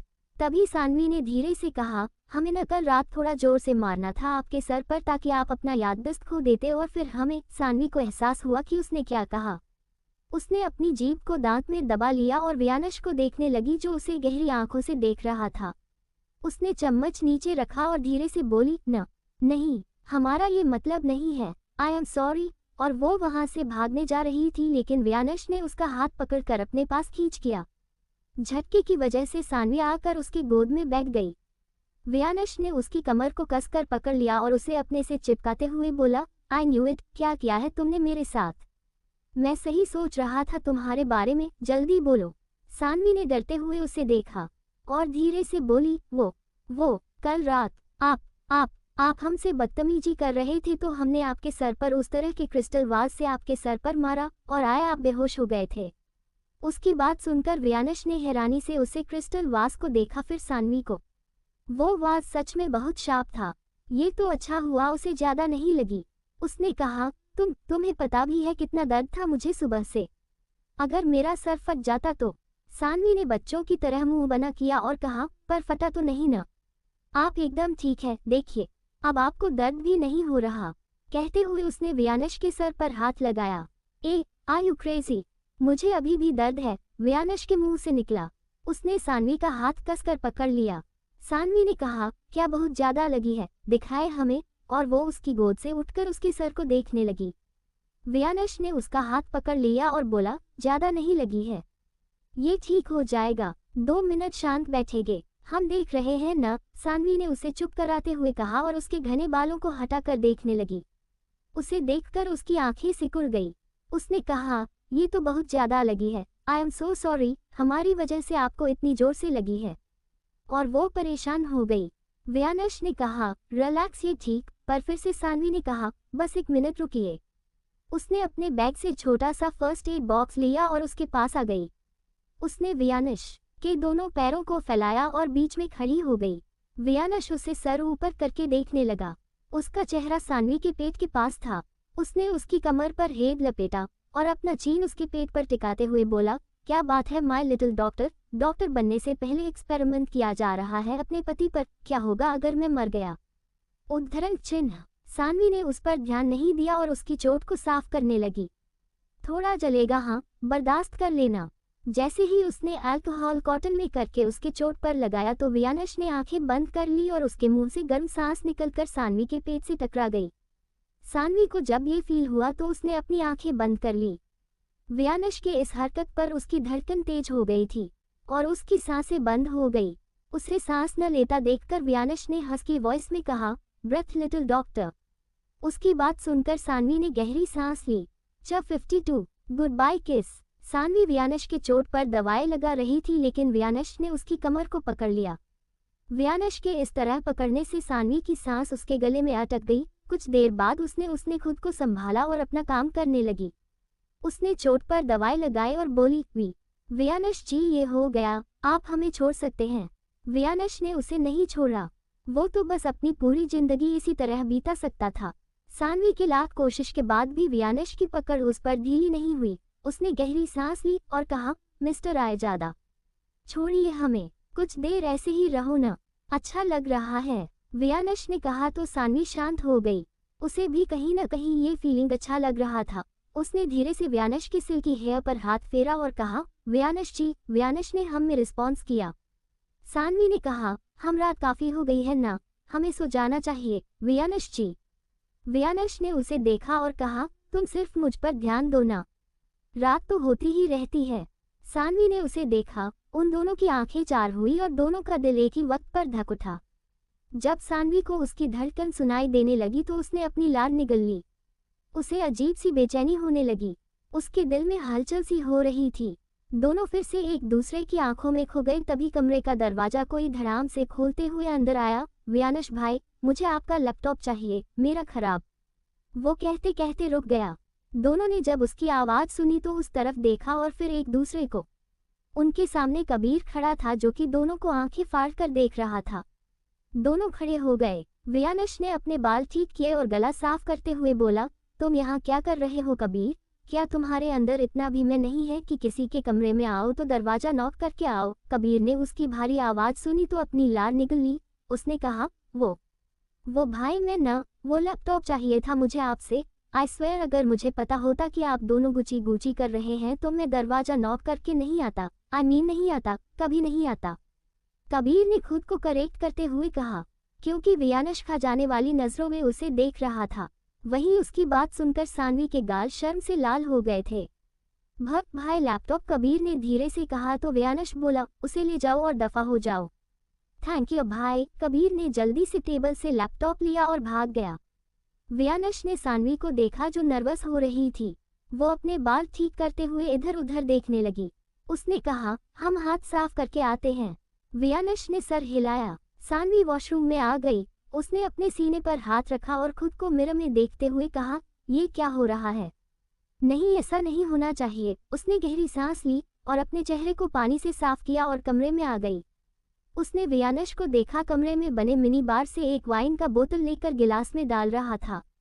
Saanvi ने अपनी नाक सिकुड़ ली और डिस्गस्टिंग फेस बनाकर उसे देख, फिर उसने उसे इग्नोर किया और सानवी जल्दी से बेड पर आकर लेट गई। पर उसे नींद कहाँ आने वाली थी। उसे व्यानश की आंखें अपने ऊपर ही महसूस हो रही थी। कुछ देर बाद उसने छत से आंखें खोली। इधर व्यानश सानवी को सोते हुए देख रहा था। उसकी आंखों के लिए सानवी का चेहरा किसी खूबसूरत नजरे से कम नहीं था। उसकी आंखें नशीली हो चुकी थी और वह वाइन के ग्लास को हाथ में घुमाते हुए सानवी को ही देखे जा रहा था। सानवी से जब बर्दाश्त नहीं हुआ तो उसने करवट बदल ली और सोने की कोशिश करने लगी। कुछ देर बाद सानवी फील हुआ कि उसके पास कोई आकर लेटा है। उसका दिल फिर से धड़कने लगा। वहीं व्यानश ने सबसे पहले सानवी के सर के नीचे अपना हाथ स्लाइड किया और फिर उसकी कमर में हाथ लपेटकर उसे अपने पास खींच किया। सानवी की नाजुक चेस्ट व्यानश के चेस्ट से टकरा गई। उसने झट से आंखें खोली तो उसे व्यानश का चेहरा अपने एकदम पास नजर आया। व्यानश उसे ही देख रहा था। उसकी आंखों में सॉफ्टनेस थी। सानवी भी उसे देखने लगी। व्यानश ने सानवी के गाल पर हाथ रखा और उसे देखते हुए उसे सहलाने लगा। सानवी को उसके शरीर में कट सा फील हो रहा था लेकिन उसने अपना धैर्य बनाए रखा। व्यानश से कुछ देर तक देखता रहा। वह नीति के चेहरे के हर एक फीचर को देख रहा था। नीली गहरी आंखें, बड़ी बड़ी पलकें, चबी चिक्स और पिंक लिप्स व्यानश को अपना होश खोने के लिए मजबूर कर रहे थे। अचानक से वो उसके चेहरे के पास झुका। ये देखकर सानवी हड़बड़ा गई। उसने व्यानश के सीने पर हाथ रखा और उसे धक्का दिया। व्यानश के हाथ उसे पर ढीले पड़ गए।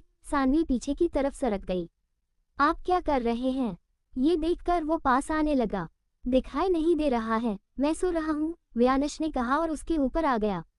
सानवी उसे धक्का देते हुए बोली, तो आप दूर है कर सोए ना, इतना बड़ा कमरा है, कहीं भी जाकर सोइए, आपको सोना हमारे ऊपर ही है। उद्धरण चिन्ह। उसकी बात सुनकर व्यानश ने कहा, हाँ, क्योंकि मुझे तुम्हारे साथ नींद काफी अच्छी आती है। This is my favourite place and best pillows. कहते हुए उसने सानवी को देखा। सानवी उसकी नजरों को फॉलो किया कि वो कहाँ देख रहा है। उसने हैरानी से अपने सीने पर हाथ रखा और बोली, आप कितने बेशर्म हैं, आपको शर्म नहीं आती? जाए यहाँ से, हमें सोना है।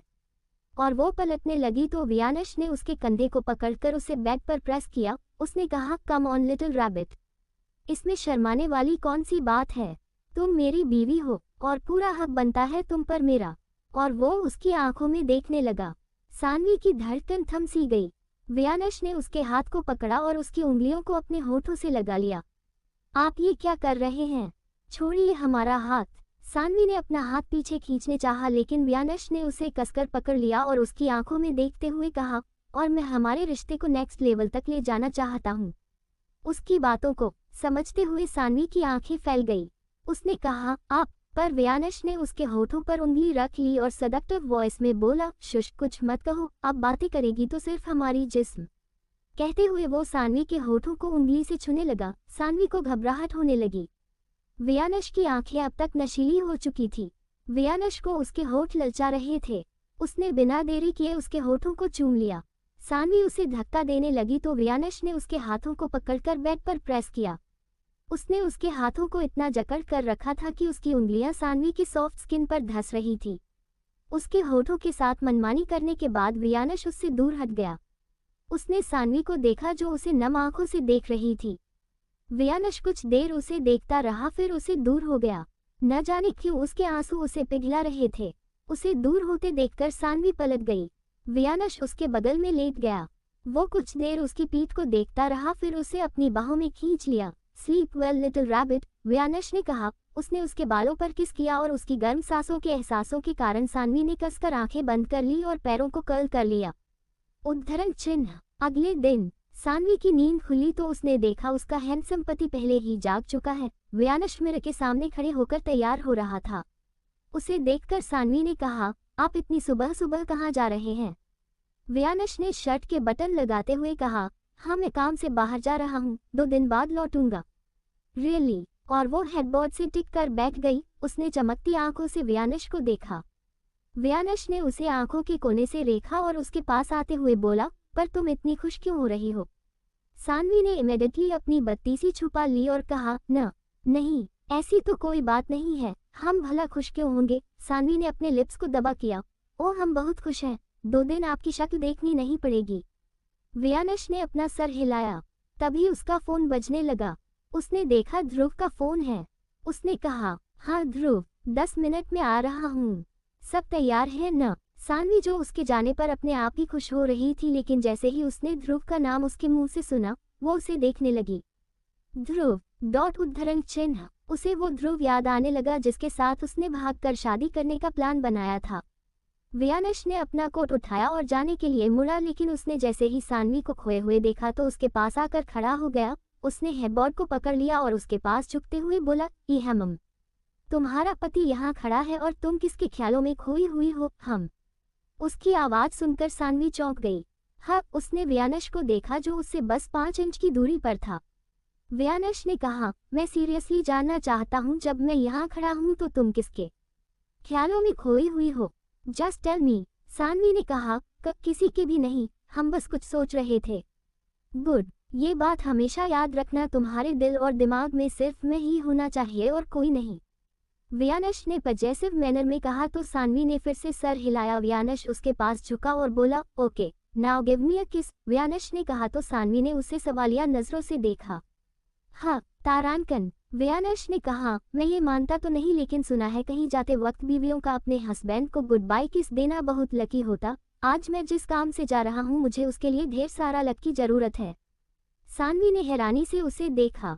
ये क्या बेकार का लॉजिक है? वो नहीं में सर हिलाने लगी तो व्यानश ने उसके सर को पकड़ लिया और उसके होठों पर किस करने जा रहा था कि सानवी ने कहा, हमने ब्रश नहीं किया।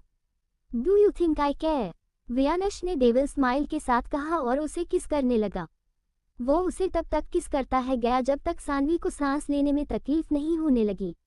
उसके कंधे पर मार रही थी, लेकिन व्यानश उसके सॉफ्ट होठों पर इतना खोया हुआ था कि वह उससे दूर ही नहीं हुआ। फाइनली सानवी ने वो किया जो वह नहीं करना चाहती थी। उसने जोर से व्यानश के होठों पर काट लिया। व्यानश उससे दूर है गया। व्हाट द हेल, तुम हमेशा जंगली बिल्ली की तरह मुझे काटती क्यों रहती हो? सानवी उसके लेवल में आने के लिए घुटनों पर खड़ी हुई और उसके सीने पर उंगली से पोक करते हुए बोली, और आप हमेशा बेशर्मों की तरह हमारे पास क्यों आते रहते हैं? आपको इसके अलावा और कोई काम नहीं है क्या? उसकी आंखों में देखा और उसके हाथ को पकड़कर खुद से चिपकाते हुए बोला, काम तो बहुत है मेरे पास और मैं बहुत कुछ करना चाहता हूँ, तुम्हें पसंद नहीं आएगा। सानवी ने मुंह खोलकर उसे देखा। व्यानश उसे ही देख रहा था। तभी उसका फोन फिर से बजने लगा। व्यानश ने सानवी को छोड़ दिया।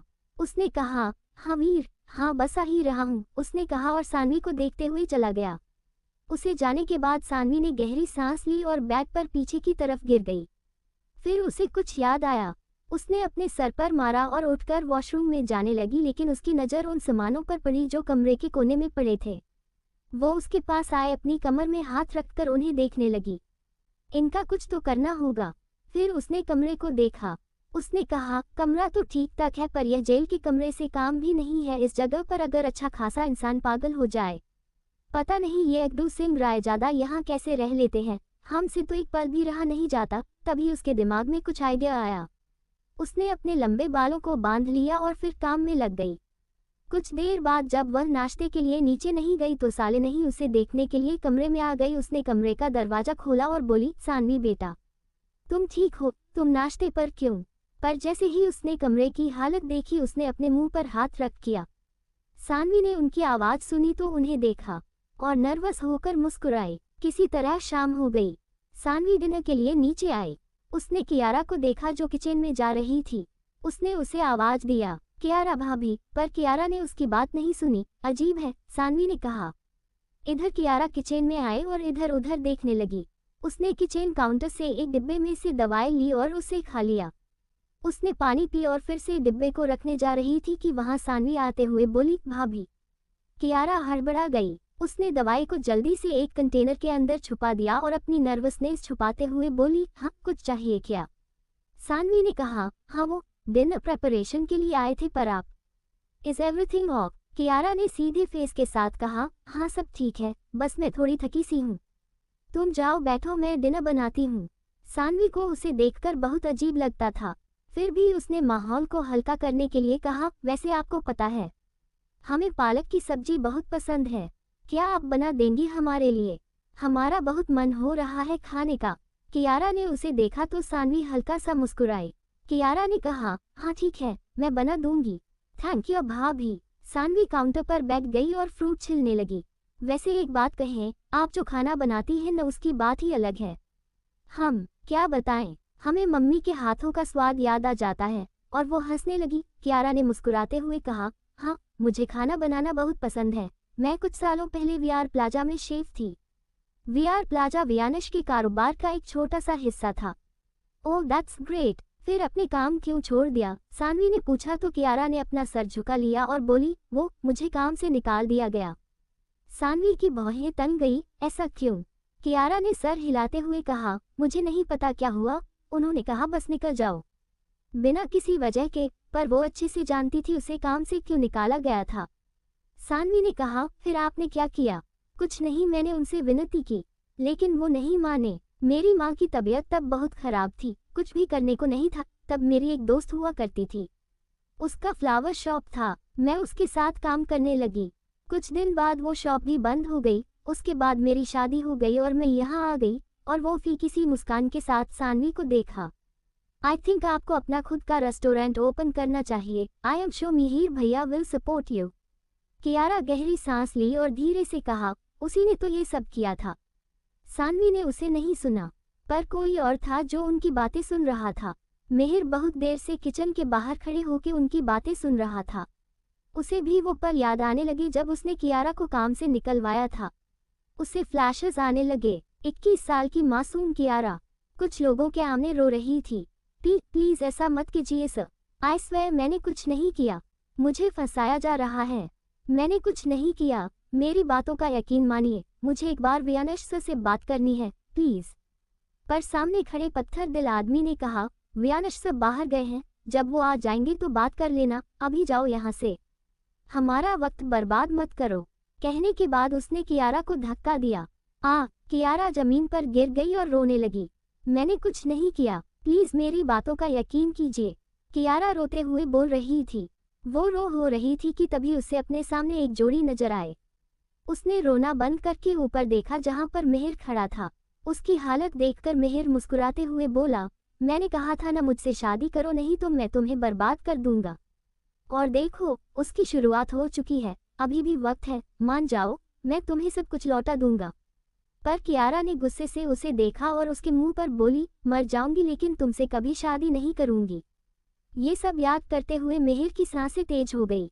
उसने कसकर मुट्ठी बांध ली और दूसरी तरफ देखकर गहरी गहरी सांस लेने लगा। उसने पलटकर कियारा को देखा और वहां से चला गया। जब 53 ऑल ब्रदर्स आर सेम। रात का वक्त। दिन के बाद सानवी कमरे में आई। आज व्यानश के साथ बेड शेयर नहीं करना पड़ेगा, उसे यही सोचकर वो बहुत खुश थी। उसने चाहते हुए कपड़े बदले और फिर बेड पर आकर लेट गई। उसने कहा। उसने दोनों हाथों को बेड पर फैला लिया और बोली, हम आज रात हमें काफी अच्छी नींद आने वाली है। हम और वो बेड पर इधर उधर लुढ़कने लगी। उसने गहरी सांस ली और वक्त देखा। अभी ज्यादा वक्त नहीं हुआ था। उसे याद था उसके कुछ एग्जाम बचे हैं। वो उठकर बैठ गई। उसने बालों का मेसी बन बना लिया और बुक लेकर पढ़ने लगी। सानवी पढ़ाई में बहुत अच्छी थी, इसलिए वो हमेशा अपने क्लास में टॉप पर थी। 2 घंटे बाद उसे पढ़ते पढ़ते कुछ वक्त नींद आने लगी। फिर भी उसे पढ़ाई तो करनी ही थी। वह बुक लेकर टहलने लगी। कुछ देर बाद जब नींद बर्दाश्त से बाहर हुआ तो वो कुर्सी पर बैठकर पढ़ने लगी। अभी इसे 5 मिनट ही हुए थे कि धीरे धीरे उसकी आंखें बंद होने लगी और उसका सर कुर्सी पर टिक गया। उसका हाथ नीचे हो गया और वो बड़ा ही अनकंफर्टेबल पोजीशन में सो गई। अभी आधे घंटे हुए थे उसे सोते हुए कि तभी बालकनी से कोई कमरे में दाखिल हुआ। कमरे की सारी लाइट बंद थी, सिर्फ टेबल लैंप को छोड़कर जहां पर सानवी पढ़ाई कर रही थी। सानवी के पास अगर खड़ा हो गया। उसने कुछ देर तक उसे देखा और फिर उसके पास झुक गया। उसने हल्की लाइट में सानवी के सुंदर चेहरे को देखा। उसने अपना हाथ उसके चेहरे की तरफ बढ़ाया लेकिन खुद को रोक दिया। वो उसे बिना छुए अपनी उंगली को सानवी के फेस के अकॉर्डिंग घुमाने लगा। उसकी उंगली सानवी के होठों पर रुक गई। उसने उसे अपनी चमकती आंखों से देखा और फिर बिना देरी के उसके होठों को चूमने जा रहा था पर रुक गया। उसकी गर्म सांस सानवी के होठों से टकरा रही तभी सानवी ने नींद में ही अपने होठों पर जीभ फिराए। उसके क्यूट रिएक्शन पर वो शख्स मुस्कुराया और उसे गोदी में उठाकर बेड पर ले आया। उसने उसे अच्छे से लिटाया, उसके सर के पीछे तकिया लगाकर ब्लैंकेट से कवर किया। वो कुछ देर उसके पास बैठकर उसे ऐसे ही देखता रहा। फिर वो उसके चेहरे पर लीन हुआ और बोला, स्लीप वेल लव। अगले दिन सानवी तैयार होकर कमरे से बाहर आई। उसने नीले रंग का सूट पहना था। आज उसके चेहरे पर अलग ही चमक थी, होती भी क्यों नहीं। उसका राक्षस पति जो उसके पास नहीं था, उसे काफी दिनों बाद बहुत अच्छी नींद आई। लेकिन वह अभी भी कंफ्यूज थी कि वह तो बैठकर पढ़ाई कर रही थी, फिर बेड पर आकर कब सो गई। और उसे ये भी फील हो रहा था कि कोई तो उसके पास था, पर लेकिन उसने इसे अपने मन का भ्रम समझा। सानवी अपना बैग लिए नीचे आ गई। उसने कबीर को देखा जो उसके पास आ रहा था। गुड मॉर्निंग भाभी। कबीर ने उसे चाहते हुए ग्रीट किया तो सानवी ने भी मुस्कुराते हुए कहा, गुड मॉर्निंग कबीर। कुछ देखकर कभी आओ पना पे की मात्रा कहा, क्या बात है, आज आप बहुत खुश नजर आ हैं। सानवी ने कहा, नहीं ऐसी तो कोई बात नहीं, हम तो हमेशा ही ऐसे रहते हैं। कबीर ने सर हिलाया और कहा, एनीवेज भाई ने मुझे कहा है कि मैं आपको कॉलेज ड्रॉप कर दूं, क्या आप रेडी हैं? सानवी ने सोचा था आज व्यानश नहीं है तो वो किसी से कहेगी, पर यह भी ठीक ही था। वो खुश हो गई। वे दोनों कॉलेज के लिए निकल गए। कबीर ने कहा, वैसे भाभी आप किस यूनिवर्सिटी में हैं? सानवी ने उसे सब बताया। उसने कहा, और तुम? कबीर ने कहा, मेरा तो कब का ग्रेजुएशन हो गया, मैं तो व्यानश भाई के साथ वीआरएस में काम करता हूँ। ओह, सानवी के होठों का पाउट बन गया। कबीर ने उसके क्यूट फेस को देखा और हंसते हुए उसने कहा, वैसे भाभी क्या आपकी कोई बहन है? सानवी ने सर हिलाया और कहा, हाँ क्यों? कबीर ने शर्माते हुए कहा, वो क्या है ना, मैं अभी तक सिंगल ही हूँ, मेरी कोई गर्लफ्रेंड नहीं। उसने इतना कहा ही था कि उसकी नज़र सानवी पर पड़ी जो उसे खा जाने वाली नज़रों से घूर रही थी। कबीर ने कहा, नहीं मैं तो ऐसे ही कह रहा था। Don't mind. सानवी ने सर हिलाया। कुछ देर बाद वो लोग कॉलेज पहुंच गए। कबीर ने कहा, आज मौसम भी थोड़ा खराब है, देखकर लगता है कभी भी बारिश हो सकती है। Take care of yourself. जब आपका एग्जाम हो जाए तो मुझे कॉल करना, उसने स्ट्रिक्ट टोन में कहा तो सानवी ने सर हिलाया और कहा, डोंट वरी हम घर पहुंच जाएंगे। कबीर ने सीरियस टोन में कहा, नहीं मैं यही हूँ, भाई का ऑर्डर है कि मैं आपको अकेला न छोड़ूं। कबीर ने कहा तो सानवी का मुंह बन जाए। उसने अपने मन में कहा, सब भाई एक जैसे। खडूस रायजादा एस था। उसने कबीर को बाय कहा और अंदर चली गई। उसके जाने के कुछ देर बाद बिजली चमकने के साथ ही बारिश होने लगी। कबीर ने सोचा वो सानवी के एग्जाम के बाद उसे लेने आ जाएगा। कुछ घंटे इसी तरह बीत गए। अब तक बारिश बहुत तेज होने लगी थी। सड़कें पानी से भर गई और कबीर अभी तक सोता ही रह गया। एग्जाम खत्म होने के बाद सानवी ओम और प्रिया के साथ बाहर आए। ओफ, ये बारिश को भी आज ही होना था। अब हम घर कैसे जाएंगे? कुछ स्टूडेंट्स आपस में बातें कर रहे थे। उद्धरण चिन्ह। सानवी बारिश को देखकर एक्साइटेड हो गई। उसने अपना बैग प्रिया को दिया और कॉरिडोर से बाहर निकलकर बारिश के पानी की बूंदों को अपने चेहरे पर महसूस करने लगी। उसके कपड़े पूरी तरह से गीले हो गए थे और ट्रांसपेरेंट होकर उसके बॉडी से चिपक गए थे, लेकिन उसे उसकी परवाह कहाँ थी। वो गोल गोल घूमने लगी। ये बारिश उसके अंदर चल रहे तूफानों को शांत कर रही थी। उसे बहुत अच्छा लग रहा था। उसने प्रिया को भी अपने साथ खींच किया। सब उसे ही देख रहे थे। लड़कों की नज़र तो सानवी पर से हटने का नाम ही नहीं ले रही थी। वे उसकी वीडियो बनाने लगे तो कुछ लड़कियां सानवी से जलने लगी। अभी कुछ ही देर हुआ था कि कोई छाता लेकर उनके पास आ गया। उसने छाता सानवी के ऊपर किया। सानवी ने उसे देखा तो चुप हो गई और वही सबने जब उस छाते पर लगी लोबो को देखा तो शांत हो गए। उस छाते में VR वर्ड के साथ एक लोगो था जो कि द डायमंड किंग्स को इंडिकेट करता था। अर्जुन तुम, सानवी ने अर्जुन को देखते हुए कहा ही था कि अर्जुन ने शक चेहरे के साथ कहा, सानवी हमें घर चलना चाहिए। और उसने सबको घूर कर देखा जो भी सानवी को देख रहे थे। सानवी ने भी उन्हें देखा और उसे एहसास हुआ वो क्या कर रही थी। उसने अपने होठों को दांतों में दबा लिया और हाँ में सर हिलाया। अर्जुन ने उसका हाथ पकड़ा और प्रिया को घूरते हुए सानवी को अपने साथ ले गया। उसने कार का दरवाजा खोला और सानवी को अंदर बिठाया। उसने दरवाजा बंद किया और ड्राइविंग सीट पर आ गया। सानवी चुपचाप बैठी थी और अर्जुन ड्राइव कर रहा था। सानवी ने अर्जुन को देखा जो थोड़ा सा गुस्सा लग रहा था। उसने कहा, आई एम सॉरी अर्जुन, हम खुद को रोक नहीं पाए। अर्जुन ने कहा, हाँ तुम्हें सॉरी कहना ही चाहिए। अगर तुम्हारी तबीयत खराब हो गई तो व्यानश तो सबसे पहले मुझसे ही कहेगा ना। उद्धरण चिन्ह। अर्जुन ने उसे डांटते हुए कहा और हीटर ऑन किया क्योंकि सानवी कांप रही थी। सानवी ने कहा, हम, पर तुम यहाँ क्या कर रहे थे? कबीर कहाँ है? वो हमें लेने आने वाला था। अर्जुन ने सीधे फेस के साथ कहा, हाँ वो ऑफिस में फंसा हुआ है। उसने ही कहा कि तुम कॉलेज में हो इसलिए मैं आ गया। और उसने सानवी को देखा जो उसे देख रही थी। सानवी के कपड़े पूरे ट्रांसपेरेंट हो चुके थे पर वो बहुत सेडिक्टिव लग रही थी।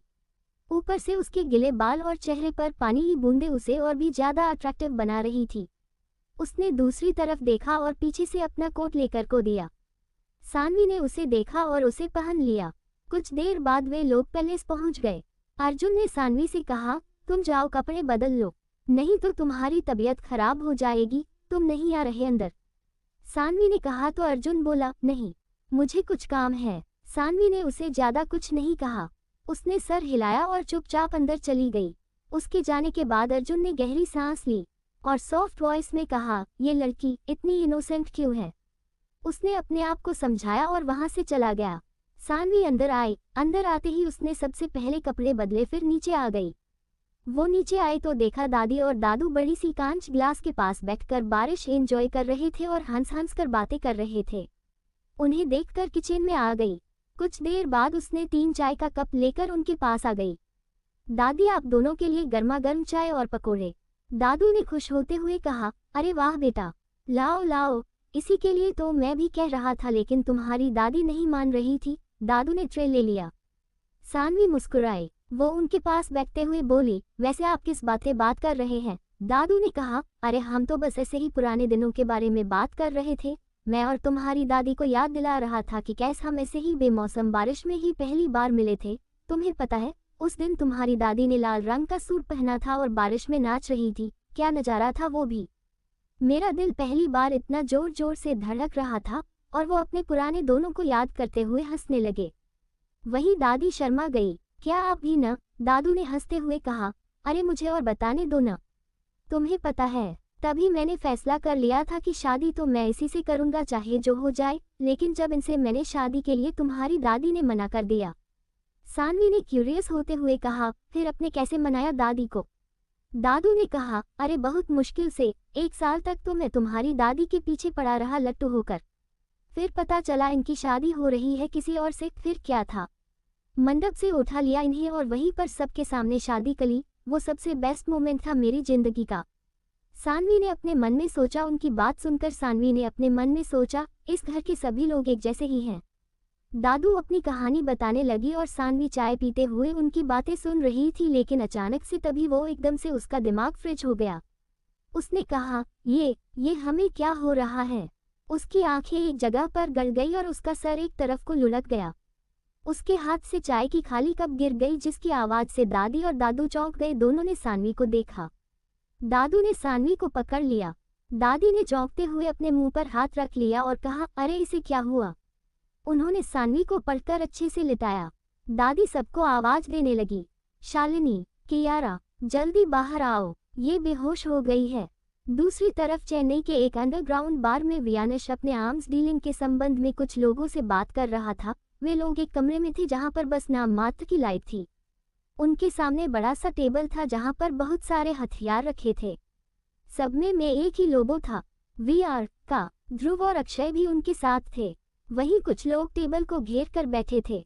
वियानेश का फोन बार बार टेबल पर वाइब्रेट हो रहा था। उसे देखकर वियानेश की सेक्रेटरी ने फोन को उठा किया और उसे ऑफ कर दिया। तभी एक आदमी ने कहा, वीएसआर, आपने कहा था आपके पास कार्गो 52 और कार्गो 58 है, जिससे कि 1 किलोमीटर की दूरी से भी निशाना लगा सकते हैं, राइट? वियानेश कोशिश से टक्कर बैठ गया और हाँ में सर हिलाया। उसके चेहरे पर सख्ती थी और वो बिना पलक झपकाए उसे देख रहा था। लेकिन इस बार हमें कुछ अलग चाहिए, कुछ हिस्सा जो बुलेट की जगह काम करे। आई मीन एक ऐसी बुलेट जो इंसान के शरीर में तो घुस जाए लेकिन सामने वाले को पता भी ना चले। वियानेश ने अक्षय को कुछ इशारा किया। अक्षय ने सर हिलाया और उठकर प्रोजेक्टर के पास आया। वह सब लोगों को वियानेश के नए हथियार के बारे में समझने लगो, जो कि खूब हो उसी की तरह थी जिसे वह लोग डिमांड कर रहे थे। सबको समझने के बाद अक्षय ने वियानेश को देखा तो वियानेश ने उसे बैटिंग का इशारा किया। पहले में जिन्होंने सवाल किया था वह सब वियानेश के काम से इम्प्रेस हो गए। उन्होंने कहा, well that's very impressive VSR, अब हम डील के बारे में बात करें। वियानेश ने सर हिलाया, हमें ये हथियार अगले 2 महीने में चाहिए। डॉलर का ही रहा था कि ध्रुव का फोन बजाने लगा।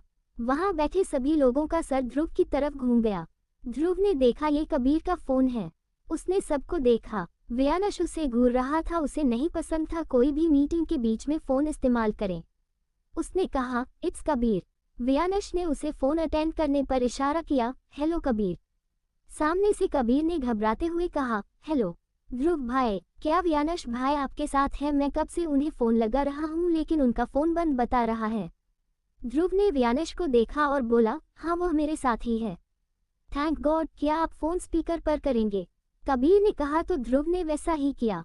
हेलो वियानेश भाई, वो मुझे आपको इन्फॉर्म करना था कि भाभी उन्हें कुछ हो गया है।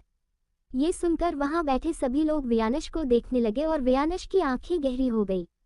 कबीर ने कहा, मैं आपको कब से फोन लगा रहा हूं लेकिन आपका फोन बंद बता रहा है। ये सुनकर वियानेश ने अपने सेक्रेटरी को देखा।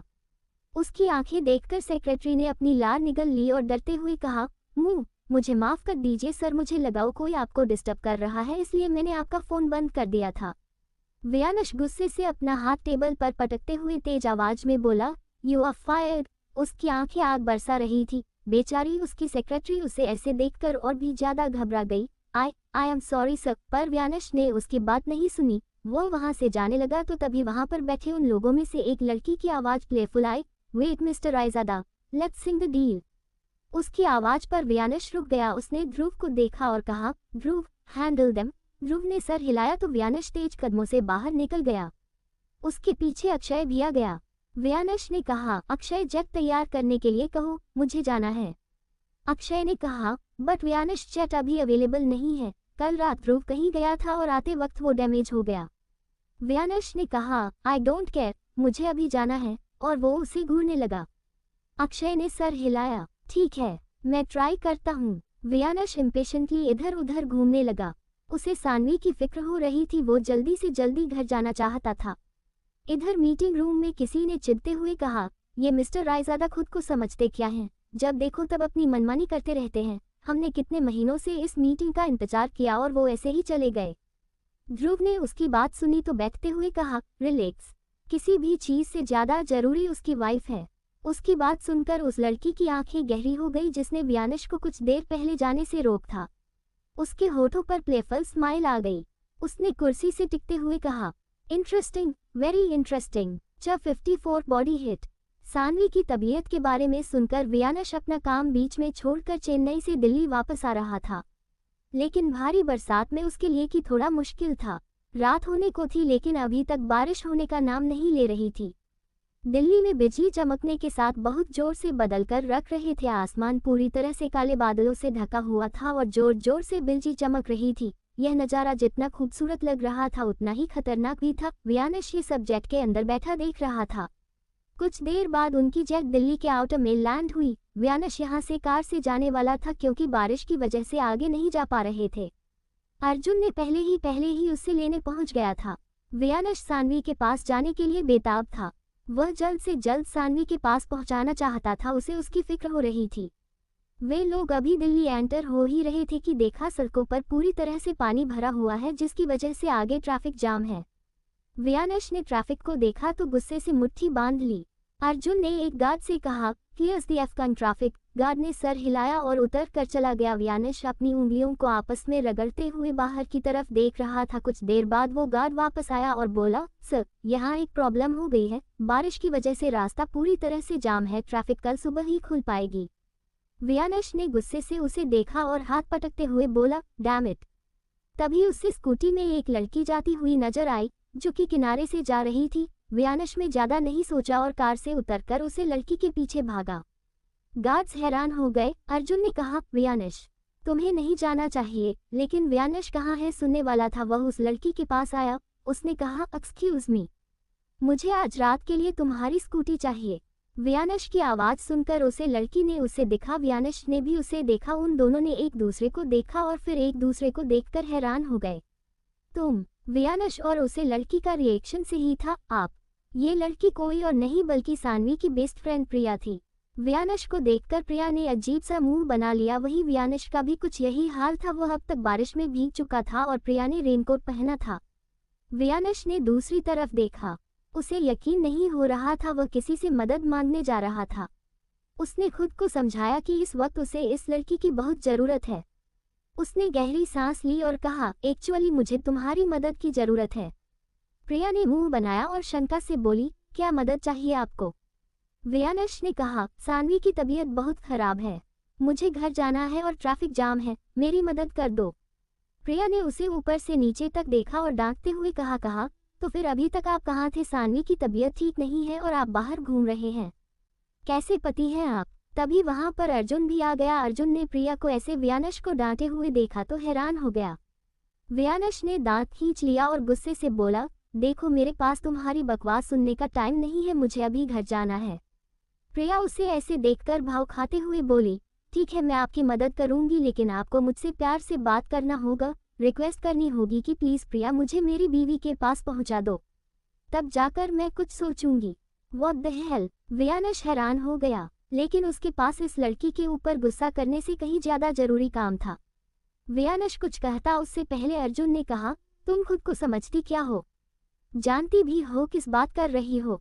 प्रिया ने अर्जुन को वहां देखा तो एक पल चुप रही, फिर बोली, तो तुम कौन होते हो बीच में बोलने वाले? मैं आपकी दोस्त के पति से बात कर रही हूँ, तुमसे कौन पूछ रहा है?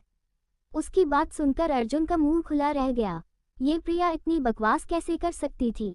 वो प्रिया से झगड़ा करता उससे पहले वियानश ने उसका हाथ पकड़ा और प्रिया से बोला, ठीक है, मेरी मदद करो, इसके बदले में तुम जो चाहे वह ले सकती हो। प्रिया ने आंखें घुमाकर उसे देखा और कहा, इसकी जरूरत नहीं है मुझे, बस आप एक बार प्यार से प्लीज कहकर बोलो, फिर मैं आपकी मदद करूंगी। वियानश ने आंखें बंद कर ली और गहरी सांस ली। आज से पहले उसने किसी से भी प्लीज कहकर बात नहीं किया था। उसने प्रिया को देखा और बोला, प्लीज प्लीज मेरी मदद करो, मुझे सानवी के पास जाना है। ये देखकर अर्जुन हैरान हो गया। प्रिया ने कहा, ठीक है, बैठ जाए, मैं आपके घर छोड़ देता हूँ, वैसे भी मुझे भी सानवी से मिलना है। वियानश ने प्रिया को ऊपर से नीचे तक देखा और बोला, आई थिंक तुम पीछे बैठो, मैं राइड करता हूँ। प्रिया ने कहा, ठीक है, फिर आप दोनों पैदल आ जाए, मैं जा रही हूँ घर। और उसने स्कूटी स्टार्ट की, लेकिन वियानश ने कहा, ठीक है, मैं बैठता हूँ, और वो उसके पीछे बैठ गया। अर्जुन भी उसमें एडजस्ट होने वाला था कि प्रिया ने कहा, ओए, तुम अपना देख लो, यहाँ सीट फुल है। उनके जाने के बाद अर्जुन ने गुस्से से कहा, मेरी ही गलती है कि मैं तुम्हें स्कूटी दिलाई। इधर प्रिया ने कहा, आप मुझे कसकर पकड़ लीजिए क्योंकि आगे रास्ता बहुत खतरनाक है। और उसने एक शार्प टर्न ली। वियानश ने स्कूटी को कसकर पकड़ लिया। प्रिया ने स्कूटी एक गली से निकली जहां पर ट्रैफिक कम था और फिर रायजादा पैलेस के लिए निकल गए। वियानश को यह एक एडवेंचर लगा। कुछ देर बाद में लोग पैलेस इसके आगे रुक क्या उन लोगों को रोका गया क्योंकि बारिश की वजह से पूरे शहर की बिजली गुल थी और ऊपर से वे लोग स्कूटी में थे कि गार्ड्स वियानश को नहीं पहचान पाए। एक गार्ड ने कहा, कौन हो तुम लोग, यहाँ क्या कर रहे हो? यह कोई घूमने की जगह नहीं है जो यहाँ से। तभी वियानश ने गुस्से से उसे देखा और स्कूटी से उतरकर उसके पास आते हुए बोला, ओपन द डोर। उसकी आवाज सुनकर गार्ड्स की हवा टाइट हो गई। उन्होंने वियानश को सलाम किया और फिर दरवाजा खोला। प्रिया और वियानश अंदर आ गए। इस वक्त रात के 10 बजे बज रही थे। घर के सभी लोगों ने खाना खा लिया था और लिविंग रूम में बैठे थे शालिनी को छोड़कर। वहां पर कैंडल पंप जल रही थी। वियानश, तुम आ गए बेटे। दादी ने वियानश को देखा तो कहा और बोला, दादी सानवी कहाँ है? भाई भाभी कमरे में है, कबीर ने आते हुए कहा। तो वियानश शिला ऊपर भाग गया। उसके जाने के बाद प्रिया अंदर आई, उसे देखा। वह आज से पहले प्रिया से कभी नहीं मिला था, इसलिए वह उसे नहीं पहचान पाया। तुम कौन हो? प्रिया ने सबको देखा। आज से पहले वह वियानश के परिवार से नहीं मिली थी, इसलिए सबको देखकर वह हैरान हो गई और थोड़ी नर्वस भी। उसने कहा, जी वो मैं प्रिया हूँ, सानवी की दोस्त, मिस्टर रायजादा के साथ आई हूँ। सानवी अब कैसी है? कबीर ने ऐसा हिलाया। उसे अच्छे से पता था कि अगर इस वक्त उसने उसे सानवी के पास भेजा तो वियानश गुस्सा करेगा। ऊपर से प्रिया भीगी हुई थी। उसने कहा, ओ आई सी, मैं कबीर हूँ। अभी आप बिजी हुई हैं, आप कल सुबह उनसे मिल लेना। लेकिन प्रिया ने कहना चाहो तो कबीर ने कहा, भाभी अभी ठीक है, आप कल सुबह उनसे मिल लेना। प्रिया ने मुंह बनाया। सानवी सच ही रहती थी कि इस घर के सभी लोग एक जैसे हैं। कबीर उसे लेकर चला गया। वही वियानश कमरे में दरवाजा तेज आवाज के साथ खोलकर दाखिल हुआ। कमरे में कैंडल जल रही थी। उसने शालिनी को देखा जो सानवी के पास बैठी थी। माँ, ये सब कैसे हुआ? उसने सानवी को देखा जो बेड पर लेटी थी। उसका चेहरा पीला पड़ गया था। शालिनी ने वियानश को इतनी जल्दी में देखा तो कहा, तुम यहाँ क्या कर रहे हो? तुम तो कल आने वाले थे ना। माँ, मैं जो पूछ रहा हूँ वह बताओ ना, इसे क्या हुआ? वियानश ने कहा और सानवी के पास बैठ गया। उसने उसके माथे पर हाथ लगाकर देखो तो सानवी का माथा गर्म था। उसने उसके हाथ को पकड़ लिया। शालिनी ने कहा, सानवी कॉलेज से आने के बाद माँ बाबा के साथ बैठी थी और वहीं पर बेहोश हो गई। डॉक्टर अभी कुछ देर पहले ही चेकअप करके गई है। उसने बताया सानवी की बीपी लो हो गई थी और शायद बारिश में भीगने की वजह से उसे बुखार भी हुआ है। तुम फिक्र मत करो, हमने सानवी को दवाई दे दी थी, सुबह तक ये ठीक हो जाएगी। वियानश बस सानवी के चेहरे को देख रहा था। उसने कहा, ठीक है, आप चाहिए आराम कीजिए, मैं अब इसके पास हूँ। वियानश में सॉफ्ट वॉइस में कहा तो शालिनी थोड़ी हैरान थी और खुश भी। वियानश सानवी की इतनी परवाह जो करने लगा था। शालिनी ने कहा, ठीक है, पहले जाकर कपड़े बदलो, नहीं तो तुम्हारी तबीयत भी खराब हो जाएगी। मैं तुम्हारे लिए गर्म सूप भिजवाती हूँ। वियानश ने कहा, नहीं, उसकी जरूरत नहीं है, मैंने डिनर कर लिया था, आप जाए आराम कीजिए। शालिनी ने अपने बेटे को देखा। ये कभी उसकी बात नहीं मानता था। उसने गहरी सांस ली और दरवाजा बंद करते हुए चला गया। वियानश सानवी को देखने लगा। सानवी बहुत बीमार लग रही थी। उसने उसके गाल को सहलाया और बोला, तुम इतनी लापरवाह क्यों हो? अगर तुम्हें कुछ हो जाता तो? उसका दिल उसे देखकर जोर से धड़क रहा था। वियानश नहीं जाता था उसे सानवी की फिक्र इतनी क्यों हो रही थी, लेकिन उसे एहसास हो रहा था कि वह इस लड़की के बिना एक पल भी नहीं रह सकता। कुछ देर देखते रहने के बाद उसे भी ठंड लगने लगी। उसे याद आया उसके कपड़े गीले हो गए हैं। उसने सानवी को छोड़ा और कपड़े बदलने चला गया। उसने सबसे पहले गर्म पानी का शॉवर लिया और कैजुअल कपड़े पहनकर सानवी के पास लेट गया। उसने अब तक जरा भी कमरे पर ध्यान नहीं दिया था क्योंकि उसका ध्यान तो सिर्फ सानवी पर था। कल रात भी सानवी के बिना उसे नींद नहीं आ रही थी, इसलिए उसने पूरी रात काम करने में ही बीता दी। वह जल्द से जल्द कब खत्म करके सानवी के पास आना चाहता था। उसने लाइट बंद की और फिर दीदी का चेहरा अपने सीने पर रखकर उसे अपनी बाहों में भर लिया। वियानश ने उसके माथे पर किस किया और आंखें बंद कर ली। उसकी धड़कन अब धीरे धीरे शांत हो रही थी। अभी कुछ ही देर हुआ था कि सानवी कांपने लगी। वियानश को जैसे ही ये महसूस हुआ उसने आंखें खोली। उसने सानवी को देखा जो उसमें ही सिमट रही थी। उसने कसकर उसे पकड़ लिया। सानवी और भी ज्यादा कांपने लगी। वियानश ने देखा उसने उसकी टी शर्ट को मुट्ठी में भींच रखा है और उसके दांत घिस रहे थे। उसकी आंखें भी कसकर बंद थी और वो लगभग वियानश के ऊपर चढ़ गई थी। व्यानश ने उसके गाल पर हाथ रखते हुए कहा, हे, तुम ठीक हो? पर सानवी ने उसे कोई जवाब नहीं दिया। व्यानश ने उसे बेड पर लिटाया और उसे देखने लगा। Sanvi, are you okay? क्या हुआ तुम्हें? पर सानवी ने कसकर उसकी टी शर्ट को पकड़ लिया और बुरी तरह से कांपने लगी। उसका बदन अभी भी आग की भट्टी की तरह जल रहा था। व्यानश ने कुछ देर सोचा और अपना टी शर्ट निकाल कर सोफे में फेंक दिया। उसने दोनों को ब्लैंकेट में कवर किया और फिर सानवी को फिर से अपने करीब खींच किया। सानवी का चेहरा अब उसके सीने पर था। कुछ नहीं हुआ, मैं हूं ना, व्यानश ने कहा। सानवी और भी उसके बाहों में समा गई। व्यानश जी, उसने धीरे से कहा। उसकी मोहक आवाज से व्यानश के लिए अब खुद को रोकना बहुत मुश्किल हो रहा था। वो जानता था उसके ख्यालात सानवी को लेकर कैसे हैं। आखिर वो भी एक इंसान था, उसके अंदर लस्ट थी, डिजायर थी और सानवी को पाने की चाहत भी। लेकिन वो खुद को रोक रहा था क्योंकि वो नहीं चाहता था जब सानवी नींद से जागे तो उसे कुछ भी याद न हो। लेकिन अब उसके लिए ये मुश्किल हो रहा था। उसने सानवी को बेड पर लिटाया और उसके ऊपर आ गया। वो उसके चेहरे को देखने लगा। वो जानता था वो जो करने जा रहा था उसकी वजह से सानवी उससे बहुत नफरत करने वाली है, लेकिन उसके पास कोई रास्ता नहीं था। उसने धीरे से टेबल का लैंप बुझा दिया और सानवी के गर्दन पर चेहरा छुपाकर उसके गर्दन पर किस करने लगा। उसके इस हरकत पर नींद में ही सानवी कराह उठी। व्यानश ने उसकी पतली सी नाइट ड्रेस की जिप को खोला और कपड़े को कंधे से हटाते हुए उसके क्लीवेज पर किस करने लगा।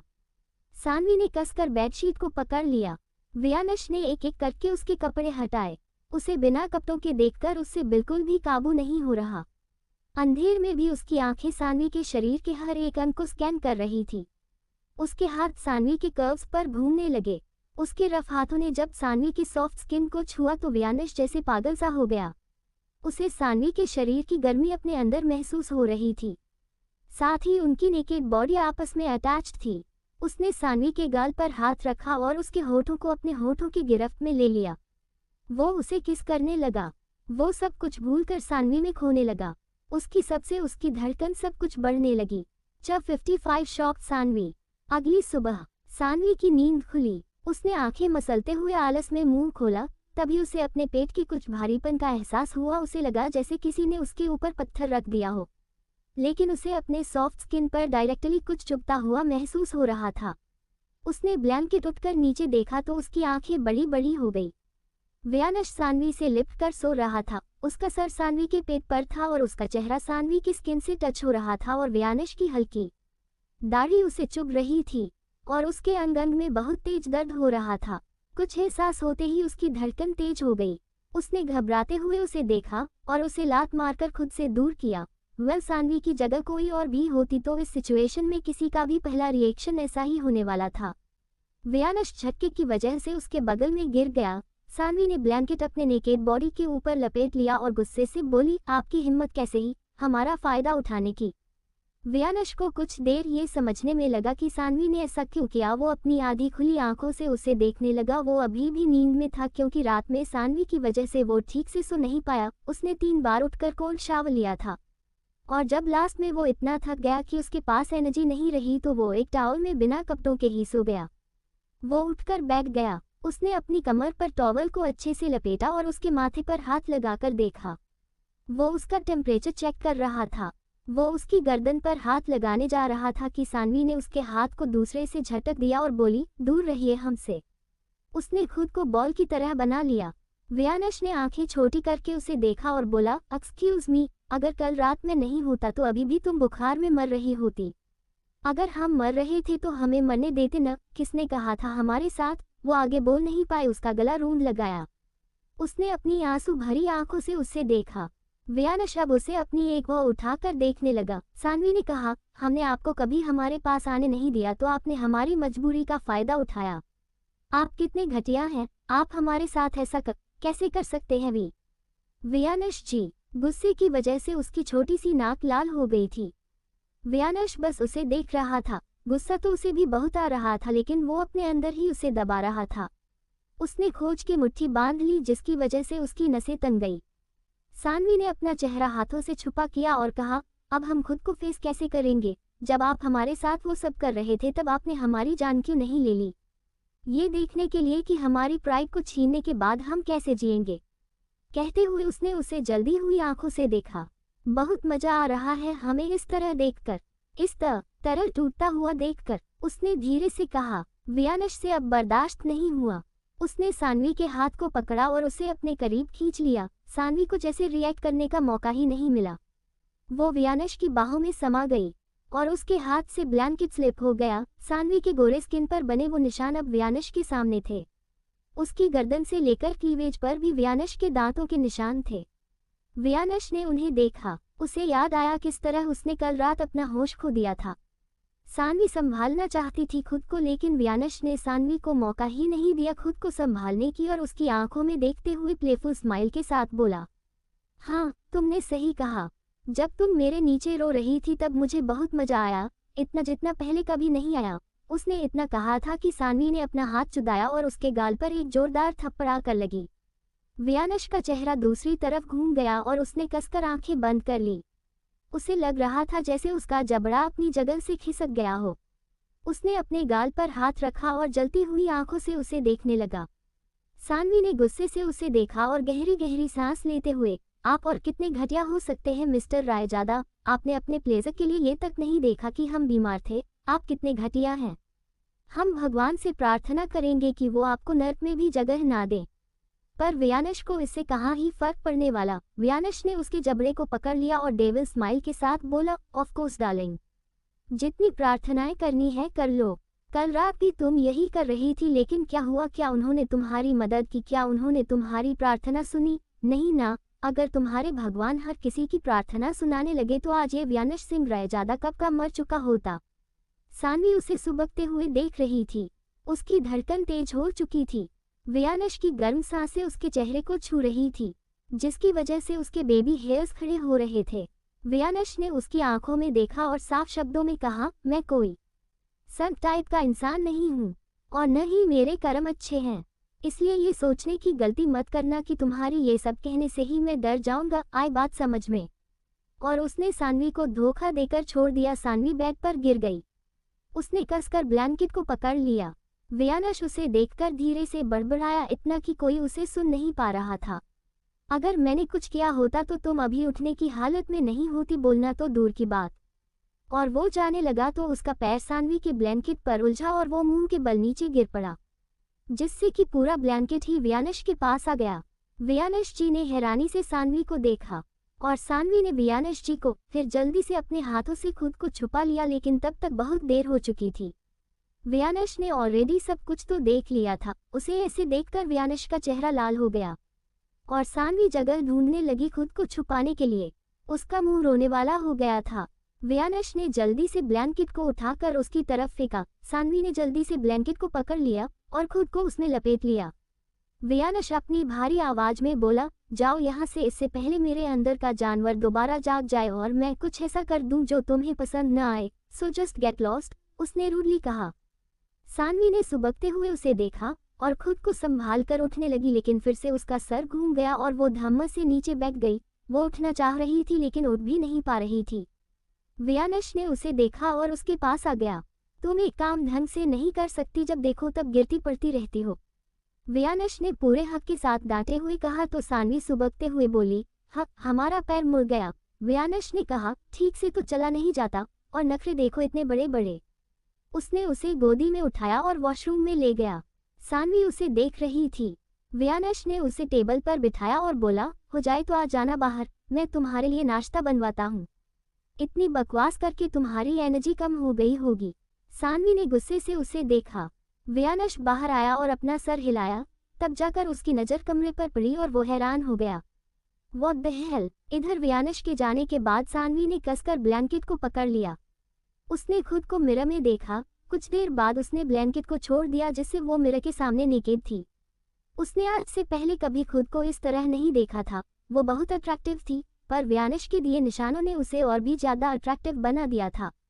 उसकी गर्दन से लेकर कॉलरबोन पर लव बाइट्स भरे पड़े थे, यहाँ तक कि उसके सॉफ्टनेस से लेकर नेवल के अराउंड। उसने अपने पेट के निचले हिस्से में हाथ रखा तो उसे साफ नॉर्मल लगा। इसका मतलब उनके बीच कुछ नहीं हुआ था, लेकिन जो हुआ था वो भी कम नहीं था। उसने राहत की सांस ली। खुद को देखने के बाद उसकी सबसे अपने आप ही तेज हो गई। वो अपने आप को इस तरह नहीं देख पा रही थी।